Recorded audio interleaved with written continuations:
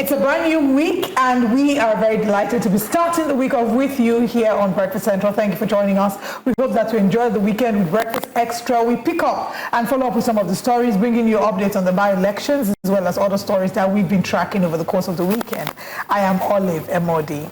And I bring up, it's the beginning of a brand new week. This is, I guess, week 3 of August. Yes, and the year is moving fast along. We're inching closer to year 2027. I mean, this is Nigeria, and everything we talk about is 2027. Everything has to do with 2027. Quite a lot of things happened over the weekend. This is Breakfast Central. We'll bring you the analysis, the breakdown, and there's still, comprehension in English is really, really big in Nigeria, and I'm talking about criticisms following the WTO Director General's assessment of the Nigerian economy. Stable. Yes, what does stable mean? Guess you'll find out later. Well, I'm going to take it off from what you said, because some persons are saying that what could she have said having gone to be the president? Would she have come out to say the economy is not good? Look, at that stage, at that level, I think what she did was an honest assessment. It depends on how you interpret it. So I don't know why the hullabaloo. Yeah, and the rigmarole. The rigmarole. So stability would indicate, and I would imagine that as economists, they would interpret it to mean that the economy is no longer bleeding. Because if you recall at the start of the year, even last year, it felt like everything was going down quickly. It's like when someone's just stabbed you, you can see the blood. You're seeing everything bleeding, but now it's like the wound hasn't healed, or fluctuating, but you're no longer bleeding. I think that's what that can be interpreted as, because the naira has been relatively stable. But why are we so political? You can't make a statement. People can't do anything without a political interpretation. You give a donation, there's politics in it. Everything is just politics. Peter Obi was seen playing table tennis. He said, I started playing politics. Playing table tennis and politics. I know sometimes you wonder if Mr. Peter Obi is co-president or assistant president. Because the level of scrutiny he gets is the level of scrutiny the incumbent also gets. And it's just an opposition leader. As an opposition oh yeah, so it's almost like aura for aura. It's just like P Square when they were together. If you do me, I do you. Man no go vex. Exactly. That's what I'm saying. Nigerians, wherever you are watching, please let's focus, please. These two, we have to find a way to manage them. The spirit of weekend is still in our body. It's still in our body. We're still in the spirit of disco that we went for last night. Yeah, I don't know about that. That's why we're blue, because Monday has Monday blues. Yeah, Bella Blue. But then again, it feels really good to be back on Breakfast Central, and we're going to start off the show with our usual, which is Wake Up Conversations. On Wake Up Conversations, we do much to look into some of the key stories, especially news from a fortnight, or you could say top stories from last night. And we're going to start off with one that would say it's heartbreaking, heart-wrenching, and most importantly, because we did talk about it here just on Friday when the news broke that a Dangote truck had crushed the leg of a very popular celebrity's sister.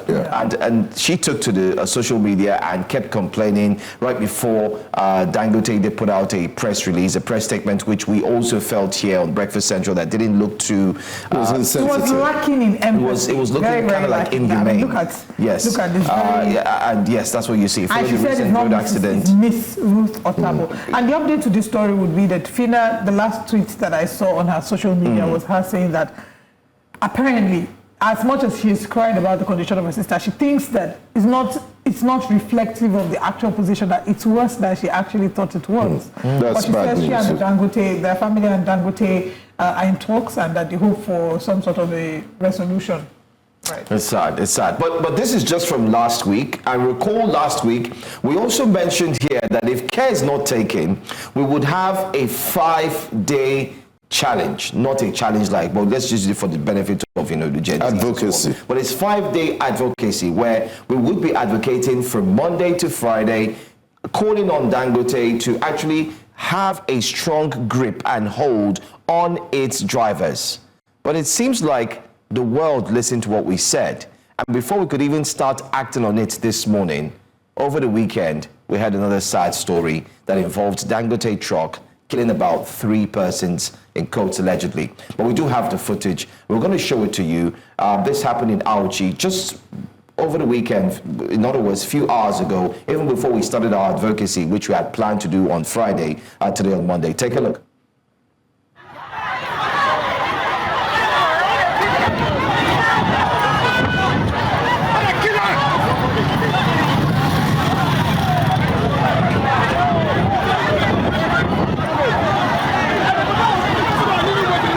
Jesus Christ.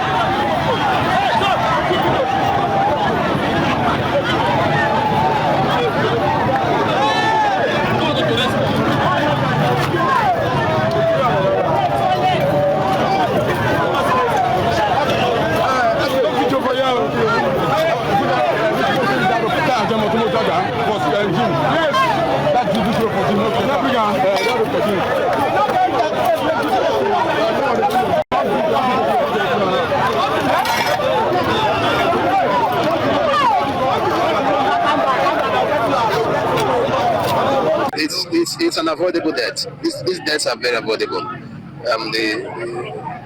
They should be called to order. These are boys that are not trained. These are boys that are overworked. These are boys that are stressed. Some of them are even high on drugs. So I think the management of the organization has to do proper assessment, because this is one madness too many. There are several trucks around the country.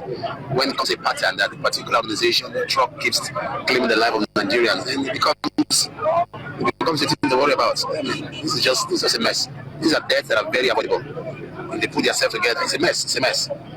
Just lost 3 lives here now for the recklessness of some young men who probably, if well checked, might not even have licenses. So it's an avoidable death. Yet they have to put their house in order. On the part of the government concerning the construction of the road, we have any issues? Of course, the road should be fixed, but even if the roads are fixed, it's human beings that apply the road. Everything is not about government. We are government. Giving your trucks to an untrained driver, is that the government? Overworking your drivers because you want to meet a target, that's not the government. As much as the government has to do their part, the citizens has to be responsible. This is just one mess that should be avoided. Lives were unfortunately reportedly lost from this thing. What we have is that 3 people were crushed to death in this accident. Again, this is not the first time that we've had reports about the Dangote trucks, how they drive, how they've caused accidents. Last week, we called Fina, the reality show winner, called out the Dangote truck because they killed her. Not killed, God forbid. They injured her sister and the bike person. And this time around, they've done another crushing.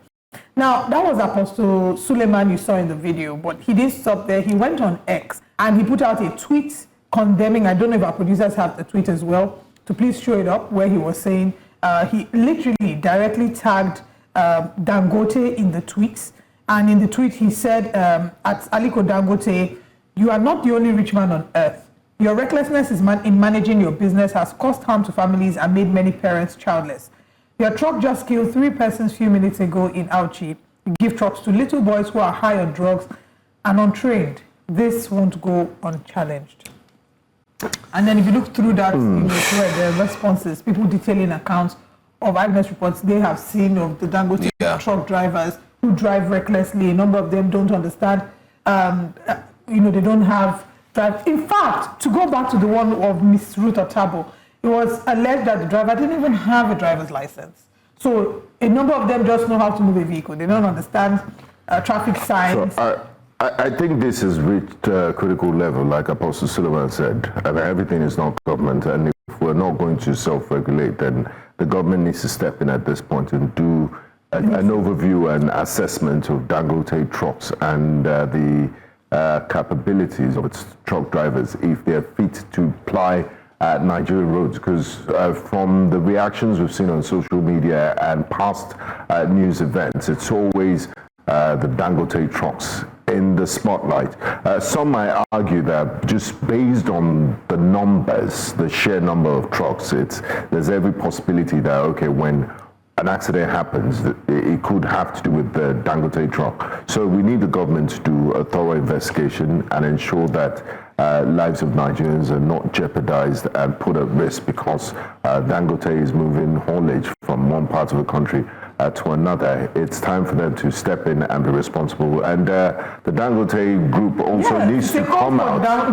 Yes, and explain their driver recruitment process, their training, the number of hours they work for so as to, because if you don't speak, you leave room for all sorts of speculation. So the PR team and crisis management should do something. There should also be investigation, because it's one thing for them to see that their name is in the news for the wrong reason, to come out and say, oh, we put them on shift, they only work 60 hours a day. It's their word against. Their word against there should be like an independent auditor that goes in, carries out our investigation to be sure that they follow standard practices. You can't put someone to drive a truck if they aren't properly rested. You ensure that, I mean, my friend had a driver who then used to go for vigil and then come to work very early the next day, and he's sleepy, and she had to say, look, why are you risking my life? You exactly. can't risk my life. Nobody's saying you should not serve God. I'm a Christian as well. But if you want to be doing vigil, please do vigil. Don't go to vigil in the night and come and drive in the morning. No. So certain cardinal principles, if you're going to be a driver, you must be thoroughly rested. You can't put someone, for example, to work 24-hour shift, go home for a few hours, come back out. So those are the things we And they should also test them, like in the United States just yesterday. Sorry to segue. The pilot? Pilot, yes. He had to do a DUI. He was taken off the plane. He was reeking of. That's another thing, and I think all the points we've highlighted here are very key.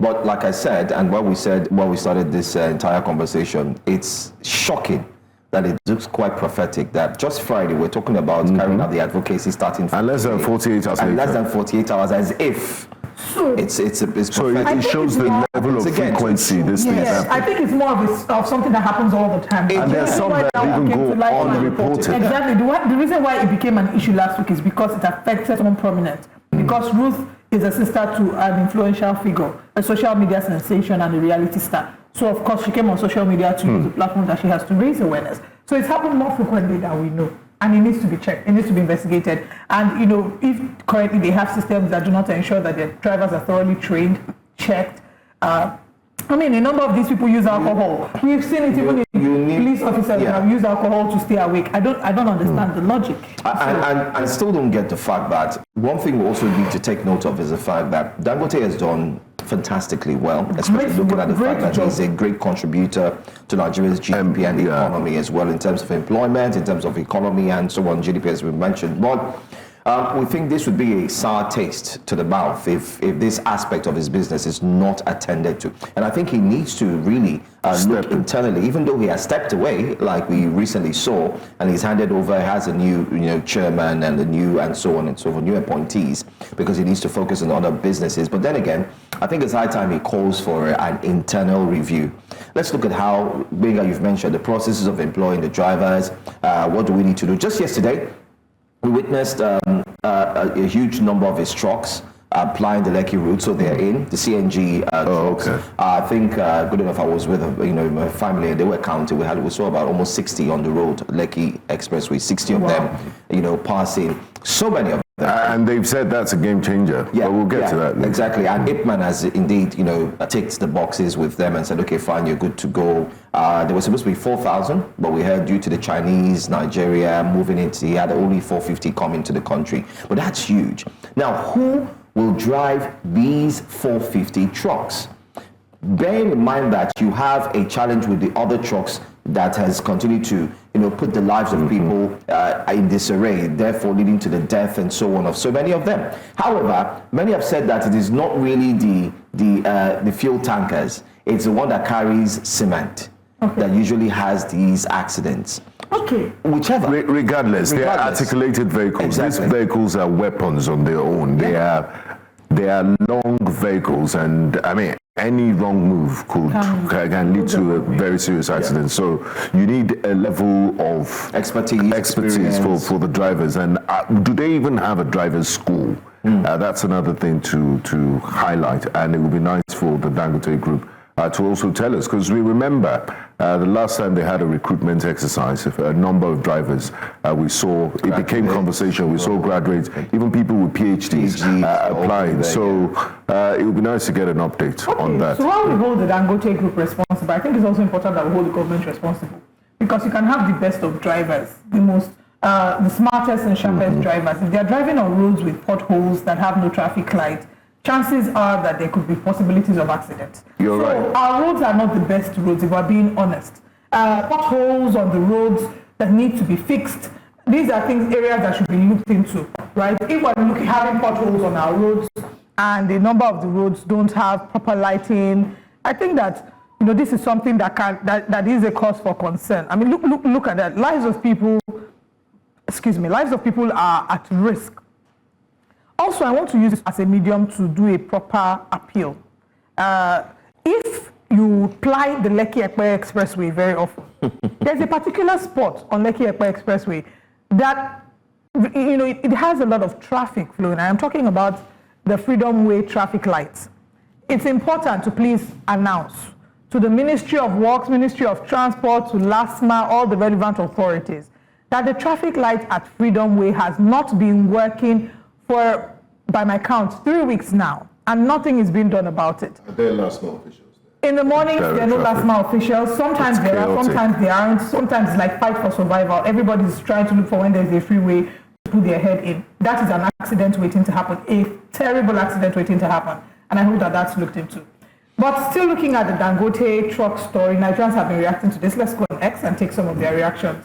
And our first tweet is from Inibehe Effiong, who says, Dangote driver/truck strikes again, this time in Auchi, Edo State. 3 Nigerians killed. Something has to be done to stop this killing spree, Inibehe Effiong says. Let's take another tweet. This one is from Okpe Odus. Okpe Odus says, why are they not emphasizing on the condition of that road? That's a death trap on its own. Sometimes you visit some states in the east and you ask if they even have a governor or government. Okay, we're done with that, but okay. Dangote has enough money to invest in railway to distribute his goods across the country, but he refused. He spoiled all the road network, yet no one is talking. Killing people daily with his truck, this is very bad. And that's from Isio Uwe. We have other tweets, yes. Dangote is not the only successful businessman whose trucks transport goods across the country. There's BUA, and there are other companies, but every day of the week it is one Dangote truck or another killing people on the road without consequences. This constant killing is even suspicious. And I was looking at the Twitter feed of the DG of the Nigerian Railway Corporation, Mr. Kade Okpefa, just yesterday, and they successfully managed to move cement from Papalanto, Eweko Road. That's where you have the Lafarge limestone factory, from Abeokuta to Ibadan, and that's the beginning of. We need to start using rail haulage and reduce the number of articulated vehicles we have on our roads. But the road is also a very, very serious issue we need to deal with, and that's why people said, look, priorities. You're doing a 700-kilometer superhighway when the existing roads are bad. That last tweet that we just put up, the last tweet detailed the ways in which it's avoidable. It says avoidable death.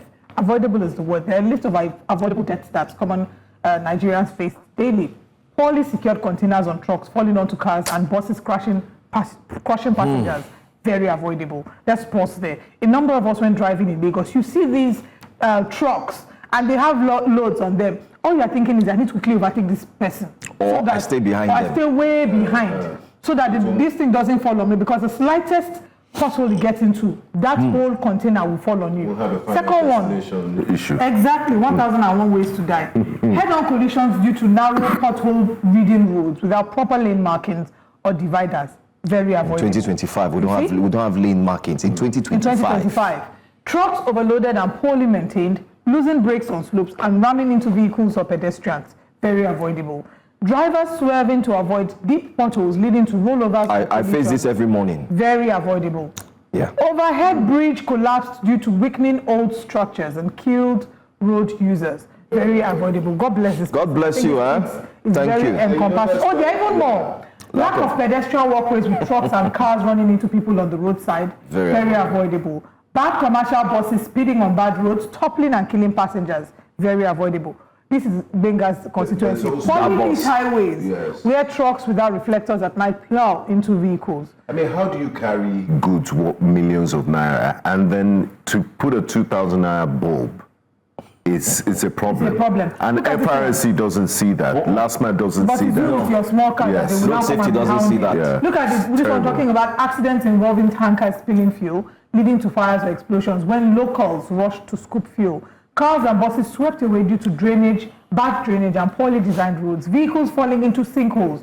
created by erosion and lack of road maintenance. Let's stop lying to ourselves. We don't value human life in this country. In fact, death has become tragically so affordable since we are too divided and bankrupted as a people to afford and demand good governance. This is the truth, and it's bitter. I want to give this man a cold bottle of whatever it is he drinks. Let me quickly state here that from the back of that tweet, March, April, when we had the tankers and then we had the spillage of fuel and people scooping and dying, we had an incident in Asaba. Okay? What happened? The presidency said they're going to set up a committee. And we said it here on this program that it's just all talks. Nothing will happen. Dear presidency, dear Minister of Transportation, whoever had sat down and said, listen, we'll set up this committee. Even the National Assembly, I said they should look into it, the incessant killings of tanker explosions, trucks, and so on.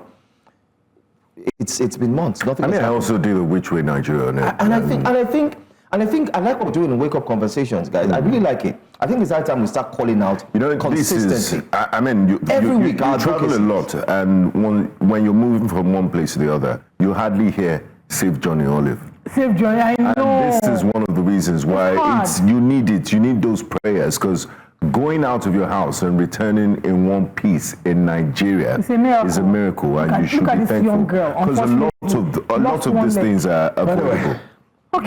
Guys, I think we should just continue advocacy. Tomorrow is another day for us to call on this, and we'll keep doing it every week. Every week we have a new advocacy that we need to push. All right, let's move away from the unfortunate incidents regarding the death of these Nigerians. Our hearts are with their families, and we pray that they find comfort and justice, whatever justice will mean, because justice is never complete when a life has been lost. Because justice that cannot bring back the life, is that really justice? I also want to give an update on the advocacy of last week. That's Lagos State and street lights. So Western Avenue, I've seen some improvement all the way to the airport.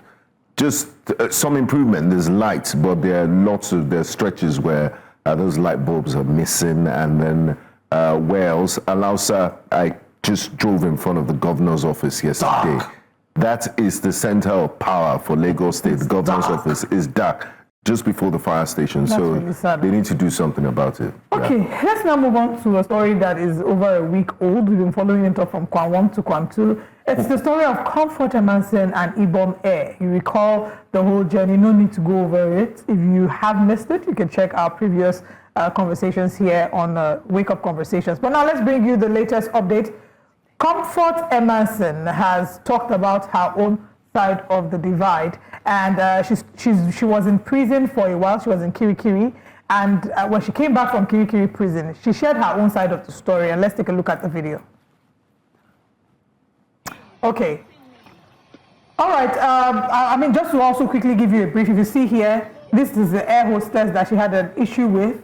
They forcibly removed her from the plane, tore her outfit, pulled it up in a way that showed her breasts, and removed her from the plane. And the first time that this story broke, the first issue that was raised was criticizing Comfort Emerson's action towards the air hostess and the sort of violence, right? They were criticizing it terribly. And by the time the next day we got a fresh update saying that she was possibly removed from the plane in the way that she was, then the tide shifted and Ibom Air went under fire. But now, Comfort had been quiet since she got out of Kirikiri prison. She's finally spoken. Let's take a look at the video. 10th of August, on Sunday, I boarded a flight from Oyo to Lagos. So when we're inside the aircraft, the normal procedure happened.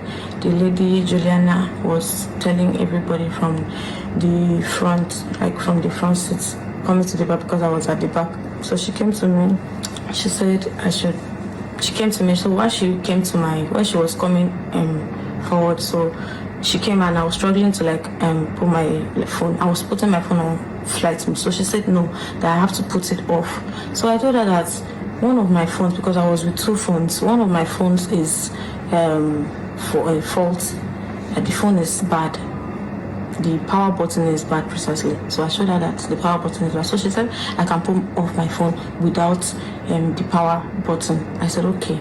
So she said I should go to my settings. So while she was like telling me go to your settings and all that, I went to my settings. So she said go to your general. So while trying to do that, the pressure from her, so the man that was sitting on my right now helped me and off one of the phone, put one of the phone off while we were struggling on the other one that has the power button still. So she said I should go to the my general. I went to the general. I went to the settings and the general. So when I told her, okay, please, before then, I told her, please, can you assist me and spell general?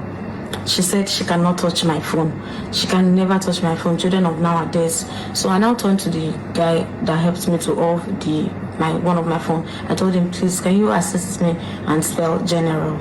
So the guy now collected my phone and showed me and spelled type general on this thing. So when I went to her, like, okay, this is the general, I am here now. So the phrase that she was even giving me was not even encouraging. I had to plead with the same guy again on my right. So please, can you please, do you know how to, she said, do you know how to, help me and off it from here, please? He now said, okay, no problem, he helped me and off the phone eventually. So now off the phone, the two phones, put it where it's supposed to be on the aircraft. And I thought, okay, I have offed my phone. So when she wanted to leave, she said, you'll see. I didn't take that to her because I've already eventually offed my phone, which I was having problem in offing it. So I eventually offed the phone. So that was it. When we landed Lagos, everybody was going out of the aircraft. I was pressed. I went to pee. So going to the toilet, somebody was already inside the toilet, and I had to wait for the person to come out. So when the person eventually came out, I went inside and pee and mostly come out. I cannot stay inside the aircraft, inside the toilet, because it's so small and so uncomfortable to be in there. So I now rushed pee and packed myself again and come outside. So coming outside, everybody already left. I had to rush, carry my stuffs and move to rush out of the aircraft. So going out of the aircraft, this lady Juliana stopped me. And I asked her, why did you stop me? Why are you stopping me from going out of the aircraft? Everybody has left, so I need to go out. She didn't say anything to me. She was just staring at me with the same bad eye. And that was when I remember that this is the same person that was instructing me to put on my phone. I eventually did. So she said, she didn't say anything. No, she didn't say anything. She was just staring at me. It's a very long video. I think it's about 5 minutes long. Unfortunately, we can't play all of it. Yeah. But she details the story from her own perspective, talking about it. And I'm glad that she's speaking up. Well, we all supported her in certain areas. And the fact that one, she had been stripped of her right to dignity of human person in the way that she was handled. Again, from her own account, I still think that there are some missing parts in the story. Her story is very, very similar to the one that the eyewitness, Mr. Ogebe David, shared a while back when he, shared his own account of being there. Turning off the phone. It's very, very similar. But I'll come back to share my thoughts. Let's get Nigerians' reactions to it on X. A few of the tweets. Emmanuel Obi-Chesan says, I'm not taking sides, but the documented video evidence of you physically abusing someone, did you consider the potential impact of that abuse on their mental health? It seems your anger is a major factor in what you're experiencing right now. Regardless, I do wish you the best. Nice. Simple. Straight. The thing is, your body has been exposed a long time ago. What is this? Read now. What's the difference between what was done and pictures of her out there wearing bikinis and stuff? She's just seeking pump. First of all, this is a very ridiculous tweet. This is a silly tweet. It's a silly mindset. A bikini picture that she put on her social media has nothing to do with somebody stripping off her clothes. The question is, why did he? So he went to her social media page too. That was such a mindless tweet, a very, very intellectually lacking tweet. It's one thing to actually talk about someone and talk about the situation. Exactly. Leave the personal issues away. Yeah, focus on the situation. So I think the summary of it would be that, yes, she had narrated her own side of the story, but the manner in which she narrated it, it felt there was something missing. You can't just say, I don't know where my general, can you help me spell general? and the lady goes away and she's giving you bad eye, something was missing, and the missing point there goes back to the eyewitness account where the eyewitness has said that there was a shouting match. She did not mention in any part of that video that there was a shouting match. She didn't mention that and yes, she could have said, oh, I was triggered and I insulted her, because the eyewitnesses said she kept raining abuses and she kept cursing out on them. Obinna says, I find it appalling that a lot of Nigerians are not bothered about the unprofessional attitude of that air hostess. A passenger was rude to you before takeoff. You didn't complain to have her removed. She was in the flight until she got to her destination. Pilot didn't call security. You didn't call security. You decided to deal with her because you felt she was a common hookupian, whatever that means. Somebody that paid over 100K for that flight, and they took videos to make it look like she attacked the lady unprovoked. I'm sure she'll never try that if it was a man. We really have a long way to go in Nigeria in terms of professionalism, and the fact that we support these barbaric acts is the reason we can never get it right. Anyway, summary of it is, I don't think that anybody... What's that word? Hookupian. Hookupian. Somebody that engages in hookup. What is hookup? Hookup is when they hook you and you're up. Makanaki says, in as much as we don't blame you for everything that happened, you are not taking accountability for the role you played in the incident, and I completely agree. All I hear from you is what everyone did to you, so you want us to believe you never said anything provocative or did anything that could make the other person react, Abi? At the end but of this one, don't make it about women and accountability. Please, Makanaki, wait. Let's read it now. Which one is women and accountability? I should have said comfort and accountability. Exactly. She's a human being at the end of the day. Yeah. When you are done with the well-prepared script, take it to court and you know what? That's all. That's all, guys. Yeah, because, this is the long run. Both parties had their own fair share of wrongdoing, and it's the government's responsibility. I don't even know if they're going to press charges at this point, because it looks like go and sin no more is the new policy. That's what's happened. So I said let's learn lessons. I said we've moved on. I think the amnesty. We have moved on. Aviation amnesty has finished. If you like, go and misbehave. I heard there was someone tried Quantry. Oh, I didn't. Someone tried it. I'm not sure. I can't confirm it. Yeah, someone tried it this weekend. Someone tried it this weekend again, and then. What is it with badly? Switch off the phone. Person that I will not. He wants to blow now. He's seen all these things that they are offering comfort. Comfort has gotten over 47,000 followers on Instagram. Wow. As of my last check. How many? 47,300 Instagram followers. I saw Igwe Tupac's hype man. He was boarding a plane and he said he had to wear 4 boxers before, just in case anything happened. And there was this video of a very dark man announcing to people in the aircraft. I didn't know when he became an air hostess, telling them to switch off their phones. So if they tell you, please switch off your phone, blah, blah, blah. It's really dramatic. But let us know what you think about it. You can tweet us via New Central TV on X or individually, or you can drop a comment in our YouTube chat box. We're streaming live at New Central TV on YouTube. We'll take your reactions when we come back from the break. But for now, let's show you what the headlines and the top stories this morning are on Breakfast Central. We'll be starting off with updates on the by-elections. APC sweeps majority seats amid violence. There was also low turnout reported in several states in the by-elections. Custom reinstates 4% levy amid economic woes, and this has garnered reactions from Nigerians. EFCC prosecutes ex-NNPCL staff over refinery maintenance fraud. Federal government apprehends leaders of notorious Ansari terrorist group, and we're bringing you the update of that. The newspaper front pages will be a part of the day's show as usual. Join us for all these and more.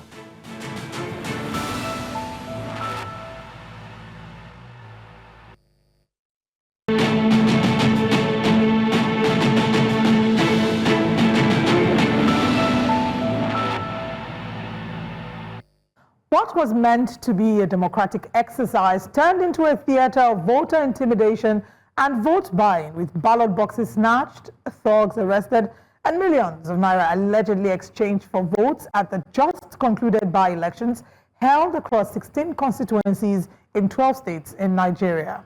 The INEC officials and a PDP leader were reportedly arrested with large sums of cash suspected to be for vote buying in Kaduna polling units were relocated due to security threats. And in Kano, reports of armed thugs disrupting voting processes have raised serious questions about the integrity of the exercise. Well, let's start off first in Edo State and speak to our correspondent who was on ground, and she did cover the entire it's an exercise. Most importantly, we do have Bazwaye joining us this morning. Thank you so much for being here and taking time out to be with us this morning. I did recall, or I do recall that on Saturday, you were able to cite some, situations, especially with the process, the elections, and leading to the victory. Can you share with us in the timeline what you saw and give us a brief of what really happened? All right. First and foremost, I heard you talk about the fact that there was electoral violence in some states that had the by-election conducted. Well, in Edo State, it was a bit more peaceful. We don't have so many reports of electoral violence, except for the ones that, of course, the opposition party, PDP, actually alleged that some voters were intimidated and not allowed to vote their choice, basically. But I necessarily did not cover anything of that sort. I did not see any center where electoral violence held. What I actually observed was the Beavers machine being faulty, or actually not being able to capture some voters who came out to vote. I reported that day, on that Saturday, that some persons were unable to be captured.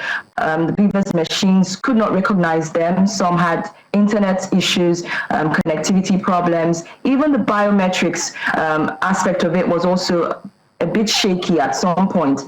The Edo State governor was one of those who went through that scenario. He could not, the capturing wasn't so swift for him. It actually took about 7 minutes for him before he was able to cast his vote. Aside from that, I think the whole process was quite seamless. We have results already. The APC's Omosede Binedion for their federal constituency actually came out tops. She polled about 17,093 votes, of course, to beat her closest rival from the PDP. He came out with about 3,000 votes, thereabout. And also in Edo Central Senatorial District, we had the APC also winning there. Dr. Joseph Ikpia came out tops with a whopping 105,129 votes, of course, to beat his closest rival, Prince Joe Koje, who polled in 15,146 votes. Overall, the APC are excited. They say that their efforts were not in vain, but the PDP, like I said earlier on, are not totally okay with the results. They're alleging that there was electoral violence, like I said earlier, and they're also alleging that there was cash inducement as well, and of course that was why the APC could come out tops. We also have reports about the NSCDC getting some suspects who were basically carrying cash and, of course, trying to buy people into their own party. We also had reports of underage voters in some, about 2 of them, in some centers in Edo Central as well. But basically and generally, the election was okay, if I do say so myself. All right, and how would you say, I mean, the APC, of course, is jubilating at the fact that they've done really well at the by-election polls, but what would you say is the general sense? You did talk about issues with the bimodal voter registration devices being able to capture a number of the people who went to vote, especially, and you mentioned the governor that it took him about 7 minutes to be accredited. How would you say the response of the Edo State citizens is to these elections? Would you say that they welcomed them? And I mean, of course, there'll be a few people who might not be pleased. The opposition would definitely not be pleased, but the general sense that you get. And also to answer Olive's question, Namanze, voter turnout, yes. How was it? Voter turnout in Edo State was quite okay. You would not necessarily see a large crowd at a particular time, but because of the fact that the accreditation and voting was held simultaneously, as you get accredited, you vote immediately, and most persons just went back home because, of course, movement wasn't restricted, so a lot of persons had their businesses to go back to attend to. So you would not necessarily see a crowd, but looking at the figures that came out from the election, you would necessarily know that basically a lot of persons came out to cast their vote.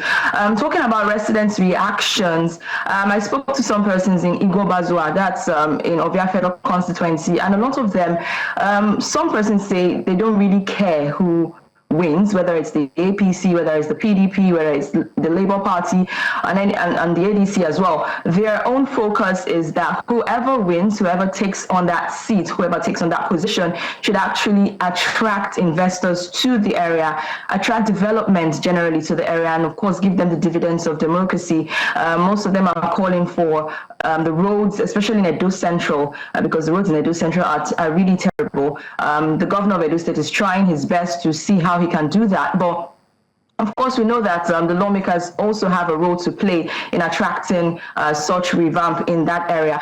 Some are asking that if youths are better employed, the rate of insecurity in the areas would actually reduce. So if probably foreign investors to set up businesses there, it would of course lead to massive employment of youths in the area. But basically and generally, that's the mood. Those who are not totally okay with it are still calling on the winners to actually work, not just get into to the seat and sit down basically, but they should actually work.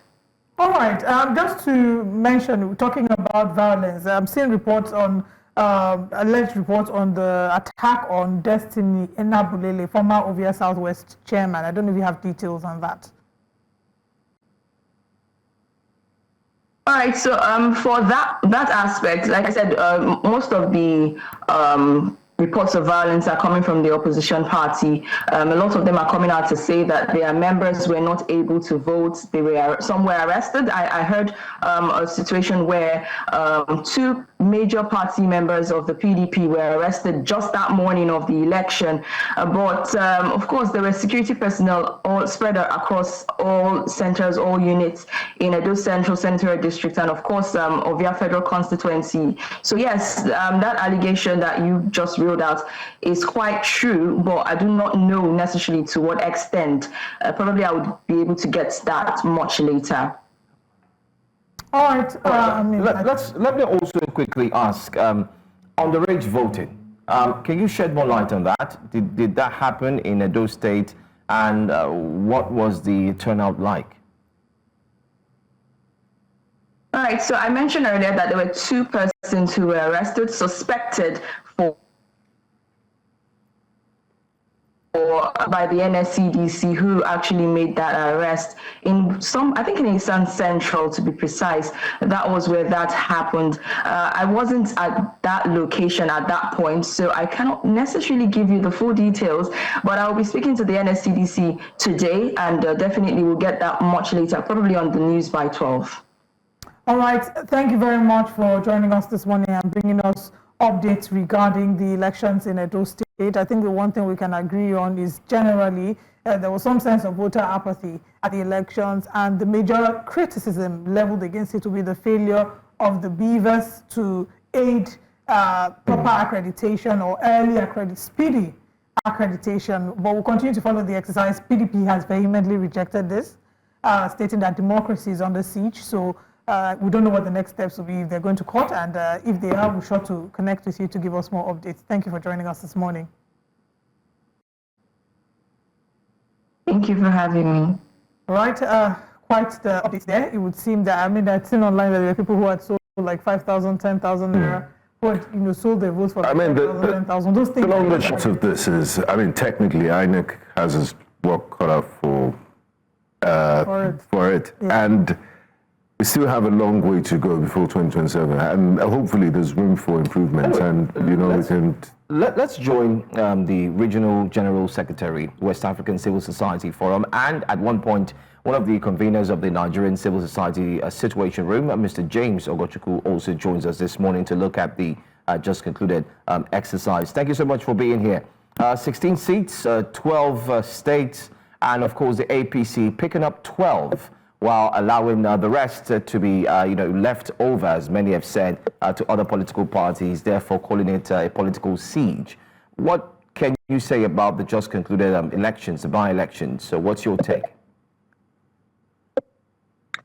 Well, good morning. I think there's nothing surprising or disappointing in what played out on Saturday. It's the usual political rigmarole that we used to have during the election. And of course, by the time you start listening to cries of intimidation, vote buying, and all that, I always say that the rogue politicians in Nigeria are all complicit in it, irrespective of the political parties involved. It's a matter of who is more grounded in a particular area and who manipulate the other person better. Because you see where thugs were deployed, up to 288 thugs, which is quite a large number, and you'll be wondering whether we are going to war or we are going for electoral exercise. And of course, people being apprehended for carrying large cache of cash up to 25 million naira. The question you're asking yourself is in this cash-based economy, cashless-based economy where you can easily transfer money to somebody, how come you'll be carrying up to 25 million naira and the like? And of course, if you look at the voter intimidation and everything that happened, so I cannot classify this kind of election as a free, fair, and a credible election. There are a lot of things to be done, and it's a very big shame on the political class that they are pursuing power with all violence and with all the desperation in them. And this is not how we can proceed, because what is playing out now is just a peak to the future of 2027. If we continue like this in just two senatorial by-election and many state house of assembly and the like, if this one is this contentious, then what is going to happen by the time we start going into governorship election and the ultimate one, the presidential election? I think the stakeholders in election have a lot of things to do. You have a lot of work to do. All of us will have a lot of work to do, and the work we need to do is to start embracing neutrality.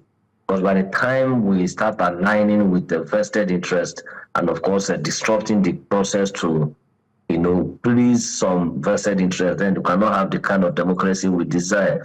Because as it is now, the blame lies squarely on all of them. If you start a post-mortem review of the activities state by state, you see that this particular party, they carried out their own malpractices or vote buying or intimidation here. The other ones, depending on which side, they are more prominent and well-grounded. So for me, this election is fell short of credibility threshold of a credible election and a fair one. Now, Mr. Ogochukwu, your assessment of the by-elections, from anything to go by, are not very palatable. You scored, from your assessment, you could tell that you're not impressed with what you saw over the weekend. Having said that, you've also said that it might be a precursor to what we would see in 2027 if something is not done about it. So who are the stakeholders? Who needs to do something so that elections truly reflect a state of democracy and not just snatch and grab, or we have biased officiating and what have you? So on a scale of preference, is it INEC? Is it the security agencies? What do we need to do to tighten our democratic process and improve on it? Well, I think by the time we start a blow-by-blow account of the stakeholders, we discover that all of us, one way or the other, need to play our role.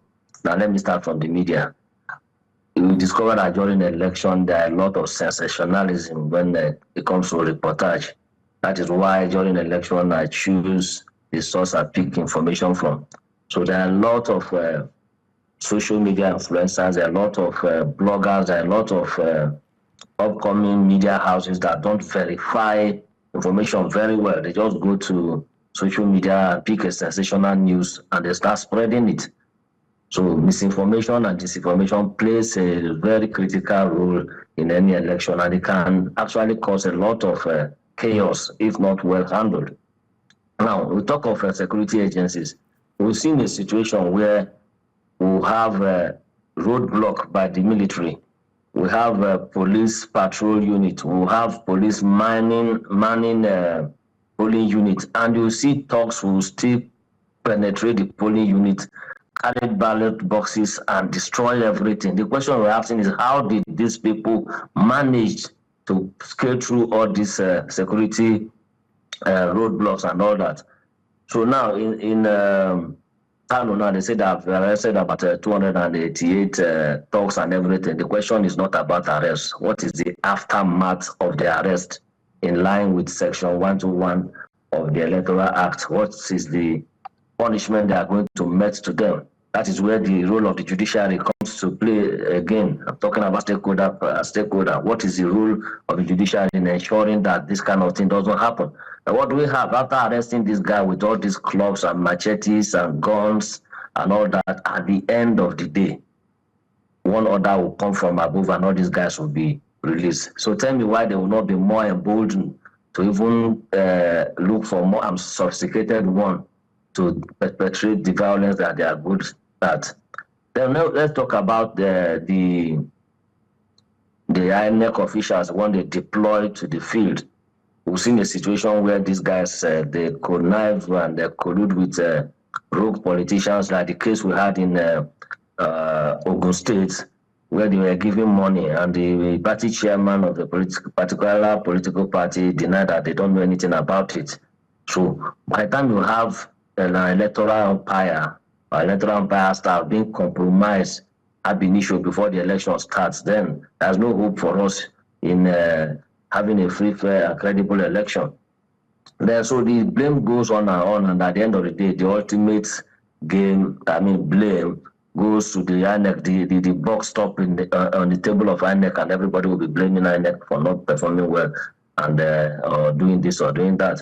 INEC has done their best by ensuring that they bring in technology to ease off all these malpractices, to cover these malpractices. But what do we have? You see politicians circumnavigating this, and of course taking their time to ensure that they thwart the process. Okay, you've seen the cases of ballot paper mass printing that we saw in some states. Some party here, the other party there, whether it's real or imagined. But the question is, how did they get all this?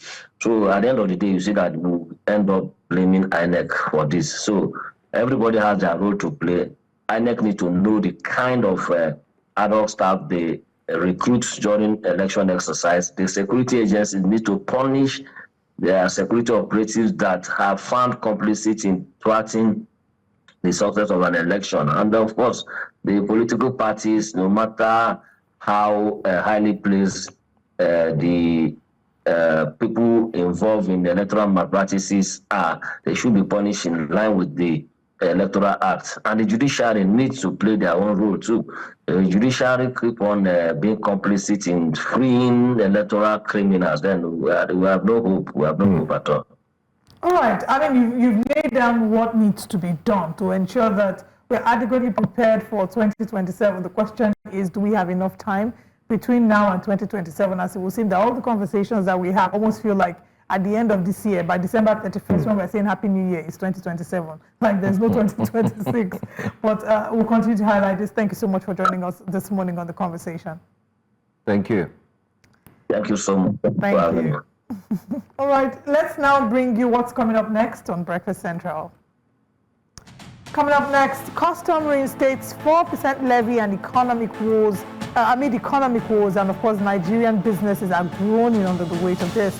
EFCC prosecutes ex-NNPCL staff over refinery maintenance fraud. Kushari residents of Maiduguri demanded drainage system. Hello, welcome back to Breakfast Central. The Nigerian Customs Service recently announced a hike in licensing fees and a shift in valuation methodology to free on board, or FOB. That means consumers could be paying more for imported goods, and the ripple effect could be brutal for citizens. From food to electronics and even cars, the cost of living is already sky high. So what does this new policy mean for everyday Nigerians? And is this the right move in an economy already gasping for breath? Joining us for this discussion this morning is the founder, President Kusofe Chamber of Commerce and Industry, Mr. Joe Femi Dagunro. Good morning, sir. Good to have you. Good morning. So, I mean, it sounds like numbers to those who are not business owners. Just this morning, I had shared with our group a business person who was lamenting the 4% FOB, saying that shipping companies could not ship, her goods were stuck. So I want you to give us a picture, the practicality of what this means for business persons, everyday business persons in Nigeria. You see, basically, there was a time that this program, this FOB, this levy, was shelved, if you remember, some time ago. Yeah. And bringing it up now, people are wondering, is it the right time to bring it up? Because prices will go up again.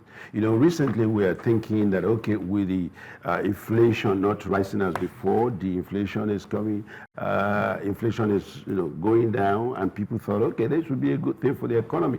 But right now, when you increase it, it's a simple arithmetic or mathematics, whichever way you want it.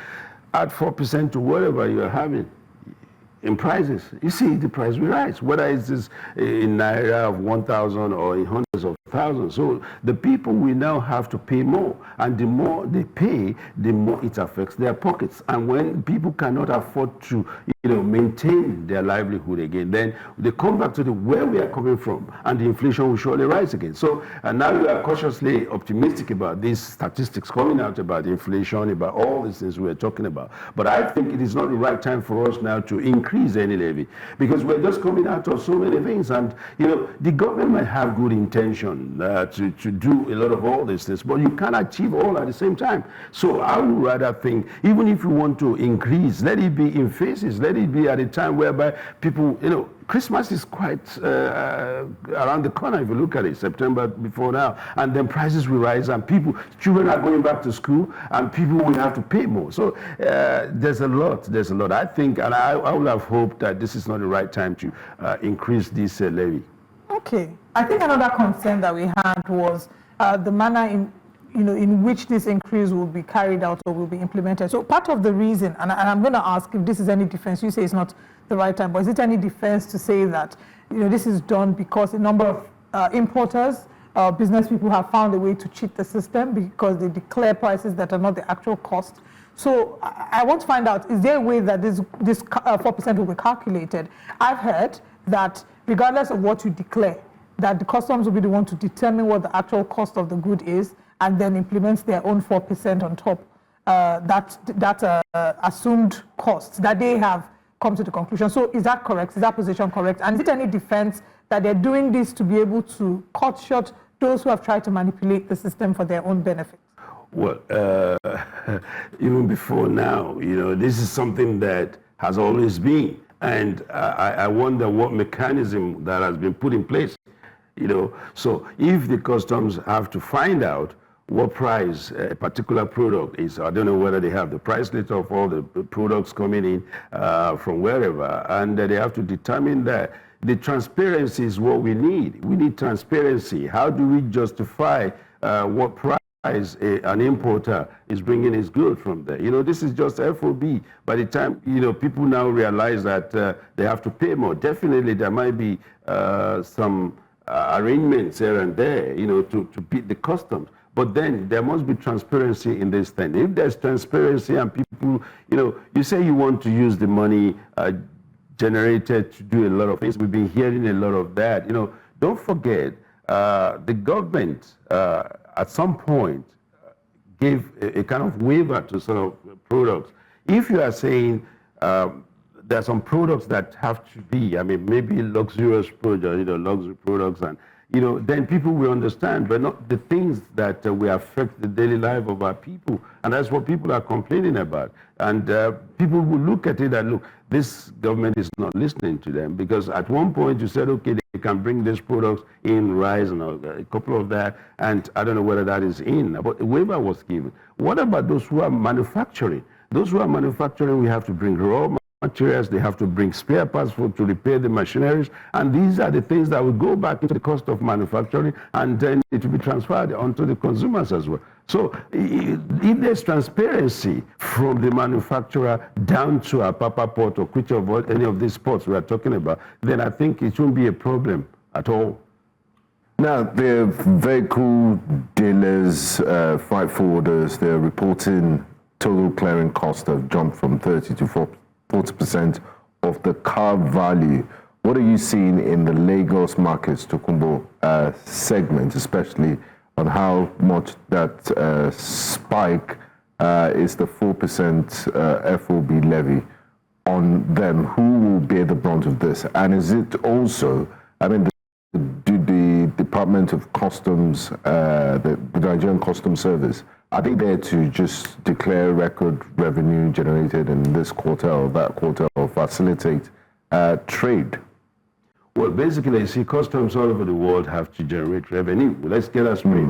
You know, but when you are looking at the so-called Tokubo market, it is something annoying to a lot of people because, you know, most young men and women cannot afford to buy cars this day. The price has skyrocketed. And even those the so-called local second-hand cars, the prices have gone up. And that's why you see that most of the guys who are doing Uber and all these other hail riding processes and all that, they are complaining because cost of maintaining the car is high, cost of buying the cars are high. In those days, you buy a car with about 1 million or 2 million. So that same car now, we go for about maybe 8 million. I mean, where's the money? And if you go to the bank as well, you are getting 30 to 36%, almost 40% interest rate. So a lot of things are culminating into this. You can say, you know, the government is trying one side to, you know, to make things work, but at the end of the day, at the other side, they are trying to, you know, take it away from the people. And that is what is really confusing. I think we have to begin to make sure that, you know, let's give this breathing space. You know, if within the next 2 years you say, look, this is what we are going to do and this is how we're going by it, that will be fine. But when you see the chairman of these customs, whatever, in the National Assembly said it should start immediately. I mean, you don't start something like that immediately. Why does there seem to be a disconnection between the authorities and what ordinary Nigerians are going through? They do know that we're still reeling from the effect of fuel subsidy, the unification of the floating of the Naira and what have you. For them to now want to add this to the burden of ordinary Nigerians, knowing that, I mean, even local, the innocent cars, brand new made in Nigeria car is beyond the reach of maybe 90% of the population. So what's the thinking behind it? Is it just revenue generation? Don't forget that even in the same car, we have to bring some spare parts, so he has to pay this 4% as well. So it's not as if it's, you know, unless there's a special waiver for him that, look, since you are manufacturing or assembling the cars there. But the point is this, you know, how many of our people, of our leaders, are driving that innocent cars or innocent SUVs? How many of them? So it still doesn't bother them to really say, look, we are feeling it. And see, this is one of the things people will be complaining about. If politicians are supposed to take loans and buy their cars and pay within 4 years, I think that will be a difference. All right, let's hold on for a bit. We're going to go on a very quick break, and when we come back, the conversation continues this morning. Please stay with us.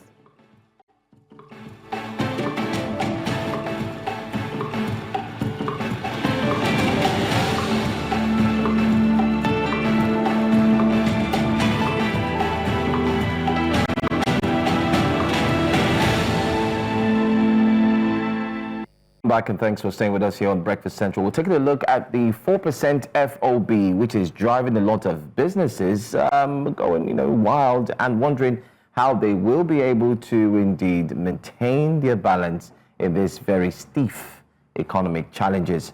Well, our guest is still here, and we're looking at what this will mean for every single Nigerian business. But most importantly, let's start off as we also continue this second round of the conversation around the 4% FOB. Now, I remember I did ask this question last week when we had a guest join us. It's obvious that the House of Reps and also, I mean, the Assembly, there's always a budget for the Nigerian Customs Service. There's always a budget. And this year, the budget was going to about 1.32 trillion naira. Recently, the Customs Service said that they are looking to revamp their models of operation, you know, and then ensure that they do new things, and therefore they need more money. Is this as a means of getting more money? That's why they have to tax Nigerians with the 4% FOB. And what impact will this have negatively going forward, starting from immediately as we speak, on every single Nigerian business? Well, basically, like you said, you know, the immediate thing, you feel it because manufacturers, importers, and traders generally will increase their price. Because if, I spoke to a couple of people and they're already increasing their prices, knowing that the next stock that will be coming in, the prices will be high. So it's not as if it will take another 3 or 4 months before you start feeling the impact. You will feel the impact right from now because, the people are smart enough to understand the fact that, look, if I bring my goods in August and you're already charging me, so the next one I should be able to increase so that I will meet up the cost. So that's the problem we're having. And the thing is this, if you're looking at the budget, yes, the customs, like I said, they are supposed to generate revenue into the federal government accounts, which is real, which is all over the world the same way. But the point is there must be transparency in all this things. If you want to improve technologically, whichever way you look at it, then you must be able to look at the fact that, this is part of your budget, or you are going to improve. When? Is it because you generate this money now that it has to be improved upon, or the government has already planned this is what we are going to do and they have included that in the budget that will be approved? So these are the things that we need transparency, to make sure that, people will understand, people will accept the fact that we need to do things right, but they don't just want this, ad hoc thing, just jump on them and say, look, we're going to do it right now, and immediately you want the people to comply. These are the issues. Give them time frame. Spare this thing, spare them this hurdle of, at the same time, look at it is written in the newspaper that even the clearing agents, they have to increase the cost of renewing their licenses, the cost of, so you are putting a lot of money. And the increases are like, I'll try as much as possible to get it through. So you are increasing a lot of burden. I wanted to ask, you said something, you said maybe they should look into it and give more time. Right. But the federal government, in its own fairness, would say that in April 2023, before late former President Muhammadu Buhari left office, he had suspended it. Right. He had suspended the 4% FOB. And current President Bola Ahmed Tinubu, in February 2025, also suspended it. That's so right. now, in fairness, they would say, are you expecting us to suspend it all over again? When I say give them a lot of time, did you tell them when you suspended that at so time we're bringing it up? That's another thing we have to look. If you suspend it and say, look, we're suspending it for 6 months or for 9 months or for 1 year, and we're bringing it up, people would have prepared. So you don't just suspend and, at your own time as well, you bring it up again. So I think, I'm not sure if they inform the masses or the public that this will be suspended till so time, and then we'll bring it up. If that was done, I don't think we'll be complaining that much, because we already know that in 6 months' time or in 1 year's time, we are going to have to pay this. So this is what I'm saying, that give them enough time, and you can say, okay, give this 4%, and it's okay. Within this period of time, you are not paying it. Then after some time, you start paying. I think people will have been prepared. But when you say you are increasing the cost of licensing, cost of this, cost of that, all at the same time, and people will now begin to say, where are we again? Where are we? If you suspend it for that period, there are a lot of things going on. Honestly, I know that the government has to do a lot of things, but I think the most important thing is this: a lot of mess has been created for this government, and they are trying to, do a lot of things to better the revenue. So, but then they have to make sure that the people are well informed. There must be orientation program. There must be a lot of engagement with the stakeholders, and the stakeholders will engage themselves and begin to look at it. I think there's need for more engagement, and not to just be reading most of these things from the newspaper. You don't just wake up in the morning and you know that you have to pay 4%. If you go to the market, the supermarket, and you discover that your cost of bread has gone from 2,000 to about 2,500, you wouldn't be happy as well. Of course we won't be happy. I mean, with inflation already at double digits, Right. and this is obviously going to further put pressure on the cost of goods and services. There are also those who, argue that the neighboring countries like Ghana and Benin are offering cheaper and faster port services. What would you say the implication of this would be for us as a country in terms of businesses? Do you see that this may maybe push more Nigerian cargo to foreign ports? What would the implication of this be in the long term? Well, even if you do that, you are still coming back through the borders. And as long as you come through the borders, you still have to pay.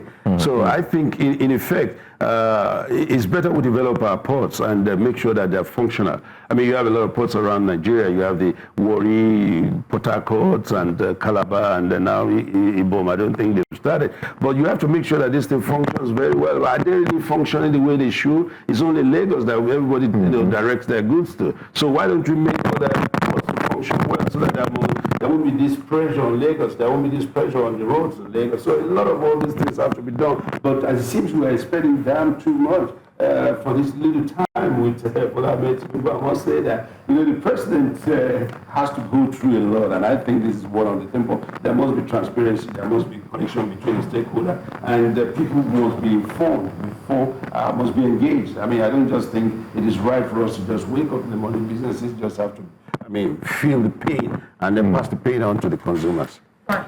Thank you so much Tough for situation joining us there. and sharing this thoughts. It's a pain point for a lot of Nigerian businesses. And like they say in social media parlance, it will touch everybody. It's not just the Nigerian businesses that will feel the impact. The everyday Nigerian who has to make purchases will also feel the impact of this. And like you said, the government needs to call stakeholders to have these conversations and then revisit this and maybe look for better ways to implement this, maybe space this out or give them some more time and let people know so that they can make better plans towards this. Thank you very much for joining us. Thank you very much. Thank you.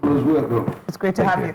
Now let's move on to Maiduguri, where residents of Kushari community behind the Syrian quarters are appealing to the Borno state government to urgently construct a drainage system. Their homes have been flooded for more than 2 weeks, disrupting schooling, worshipping, and raising fears of a new cholera outbreak. News Central's Umaru Kirawa brings us more in this report. For residents of Kushari, flooding has become a daily nightmare. Many households are forced to wade through contaminated water while struggling to access safe drinking water.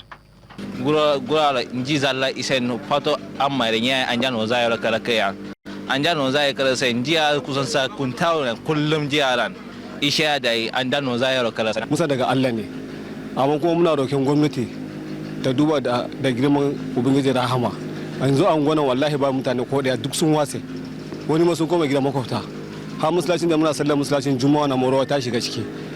The Kushari Central Mosque has been inaccessible for 3 consecutive Fridays.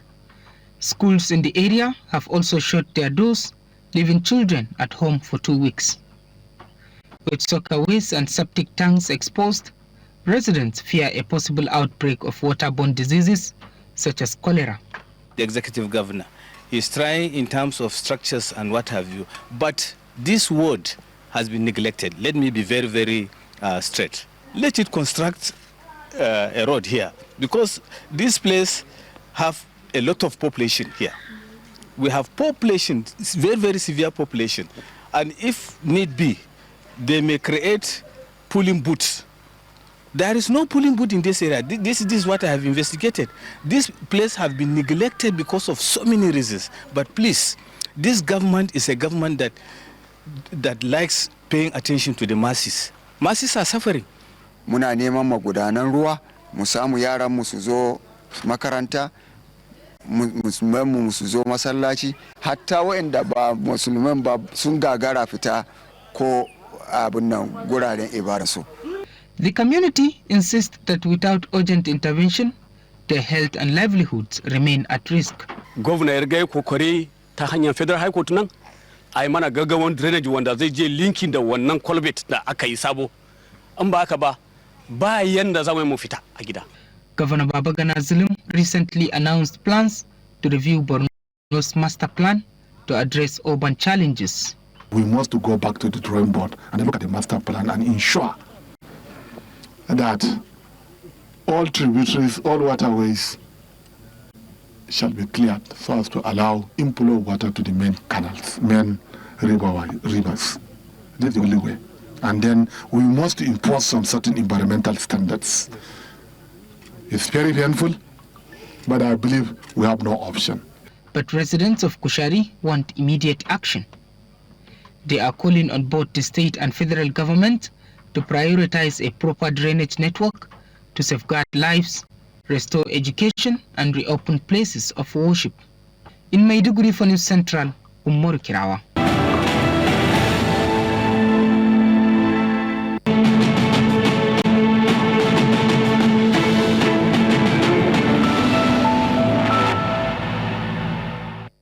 The Economic and Financial Crimes Commission, EFCC, has recovered $5 billion and $10 million from contractors and government officials implicated in fraudulent turnaround maintenance contracts for Nigeria's refineries in Port Harcourt, Kaduna, and Warri. Investigations revealed large-scale fraud through over-invoicing, contract inflation, and questionable payments, which contributed to the persistent failure of the refineries despite billions of dollars allocated for rehabilitation. EFCC is reportedly also pursuing the recovery of an additional 10 billion naira and $13 million allegedly siphoned by contractors. The anti-graft agency is probing past and current officials of the Nigerian National Petroleum Company Limited, NNPCL, involved in these deals, with charges expected to follow. Nigeria's 4 refineries have remained largely inactive for decades, forcing the country to rely on petroleum imports despite successive administrations budgeting billions for turnaround maintenance. Joining us in this conversation is public affairs analyst Mr. Dayo Akintobi. Thank you so much for being here, Mr. Thanks for joining us this morning. I think we can finally give a sigh of relief and say, finally, it seems the EFCC is doing the Lord's work, or what Nigerians have been expecting the EFCC to have done. Recovery is different from conviction. Yeah, I mean, Nigerians have been asking, okay, go this direction. At least start from there. I don't know what your take is. Well, the EFCC is not telling us anything we don't already know. The fact that these refineries have not worked for so long, and each successive administration has put so much money into this thing called turnaround maintenance, and the refineries have still refused to work. So Nigerians have always known that there's a pipeline siphoning this money some kind of way.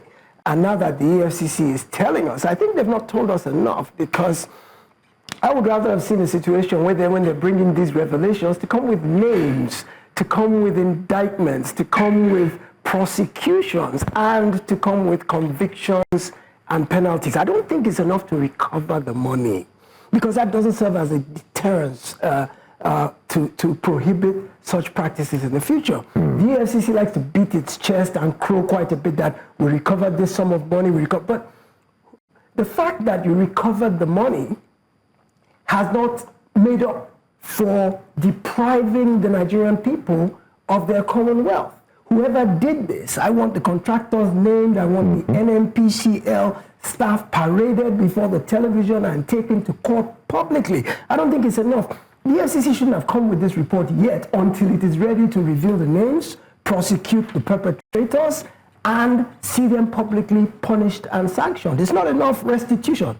When you pay back what you took, you've not cured the harm adequately just by paying back what you deprive people from enjoying. So I think, okay, so the FCC is in the right direction, but just like many in the past, how do we know this won't be swept under the rug after all the hoopla and noise?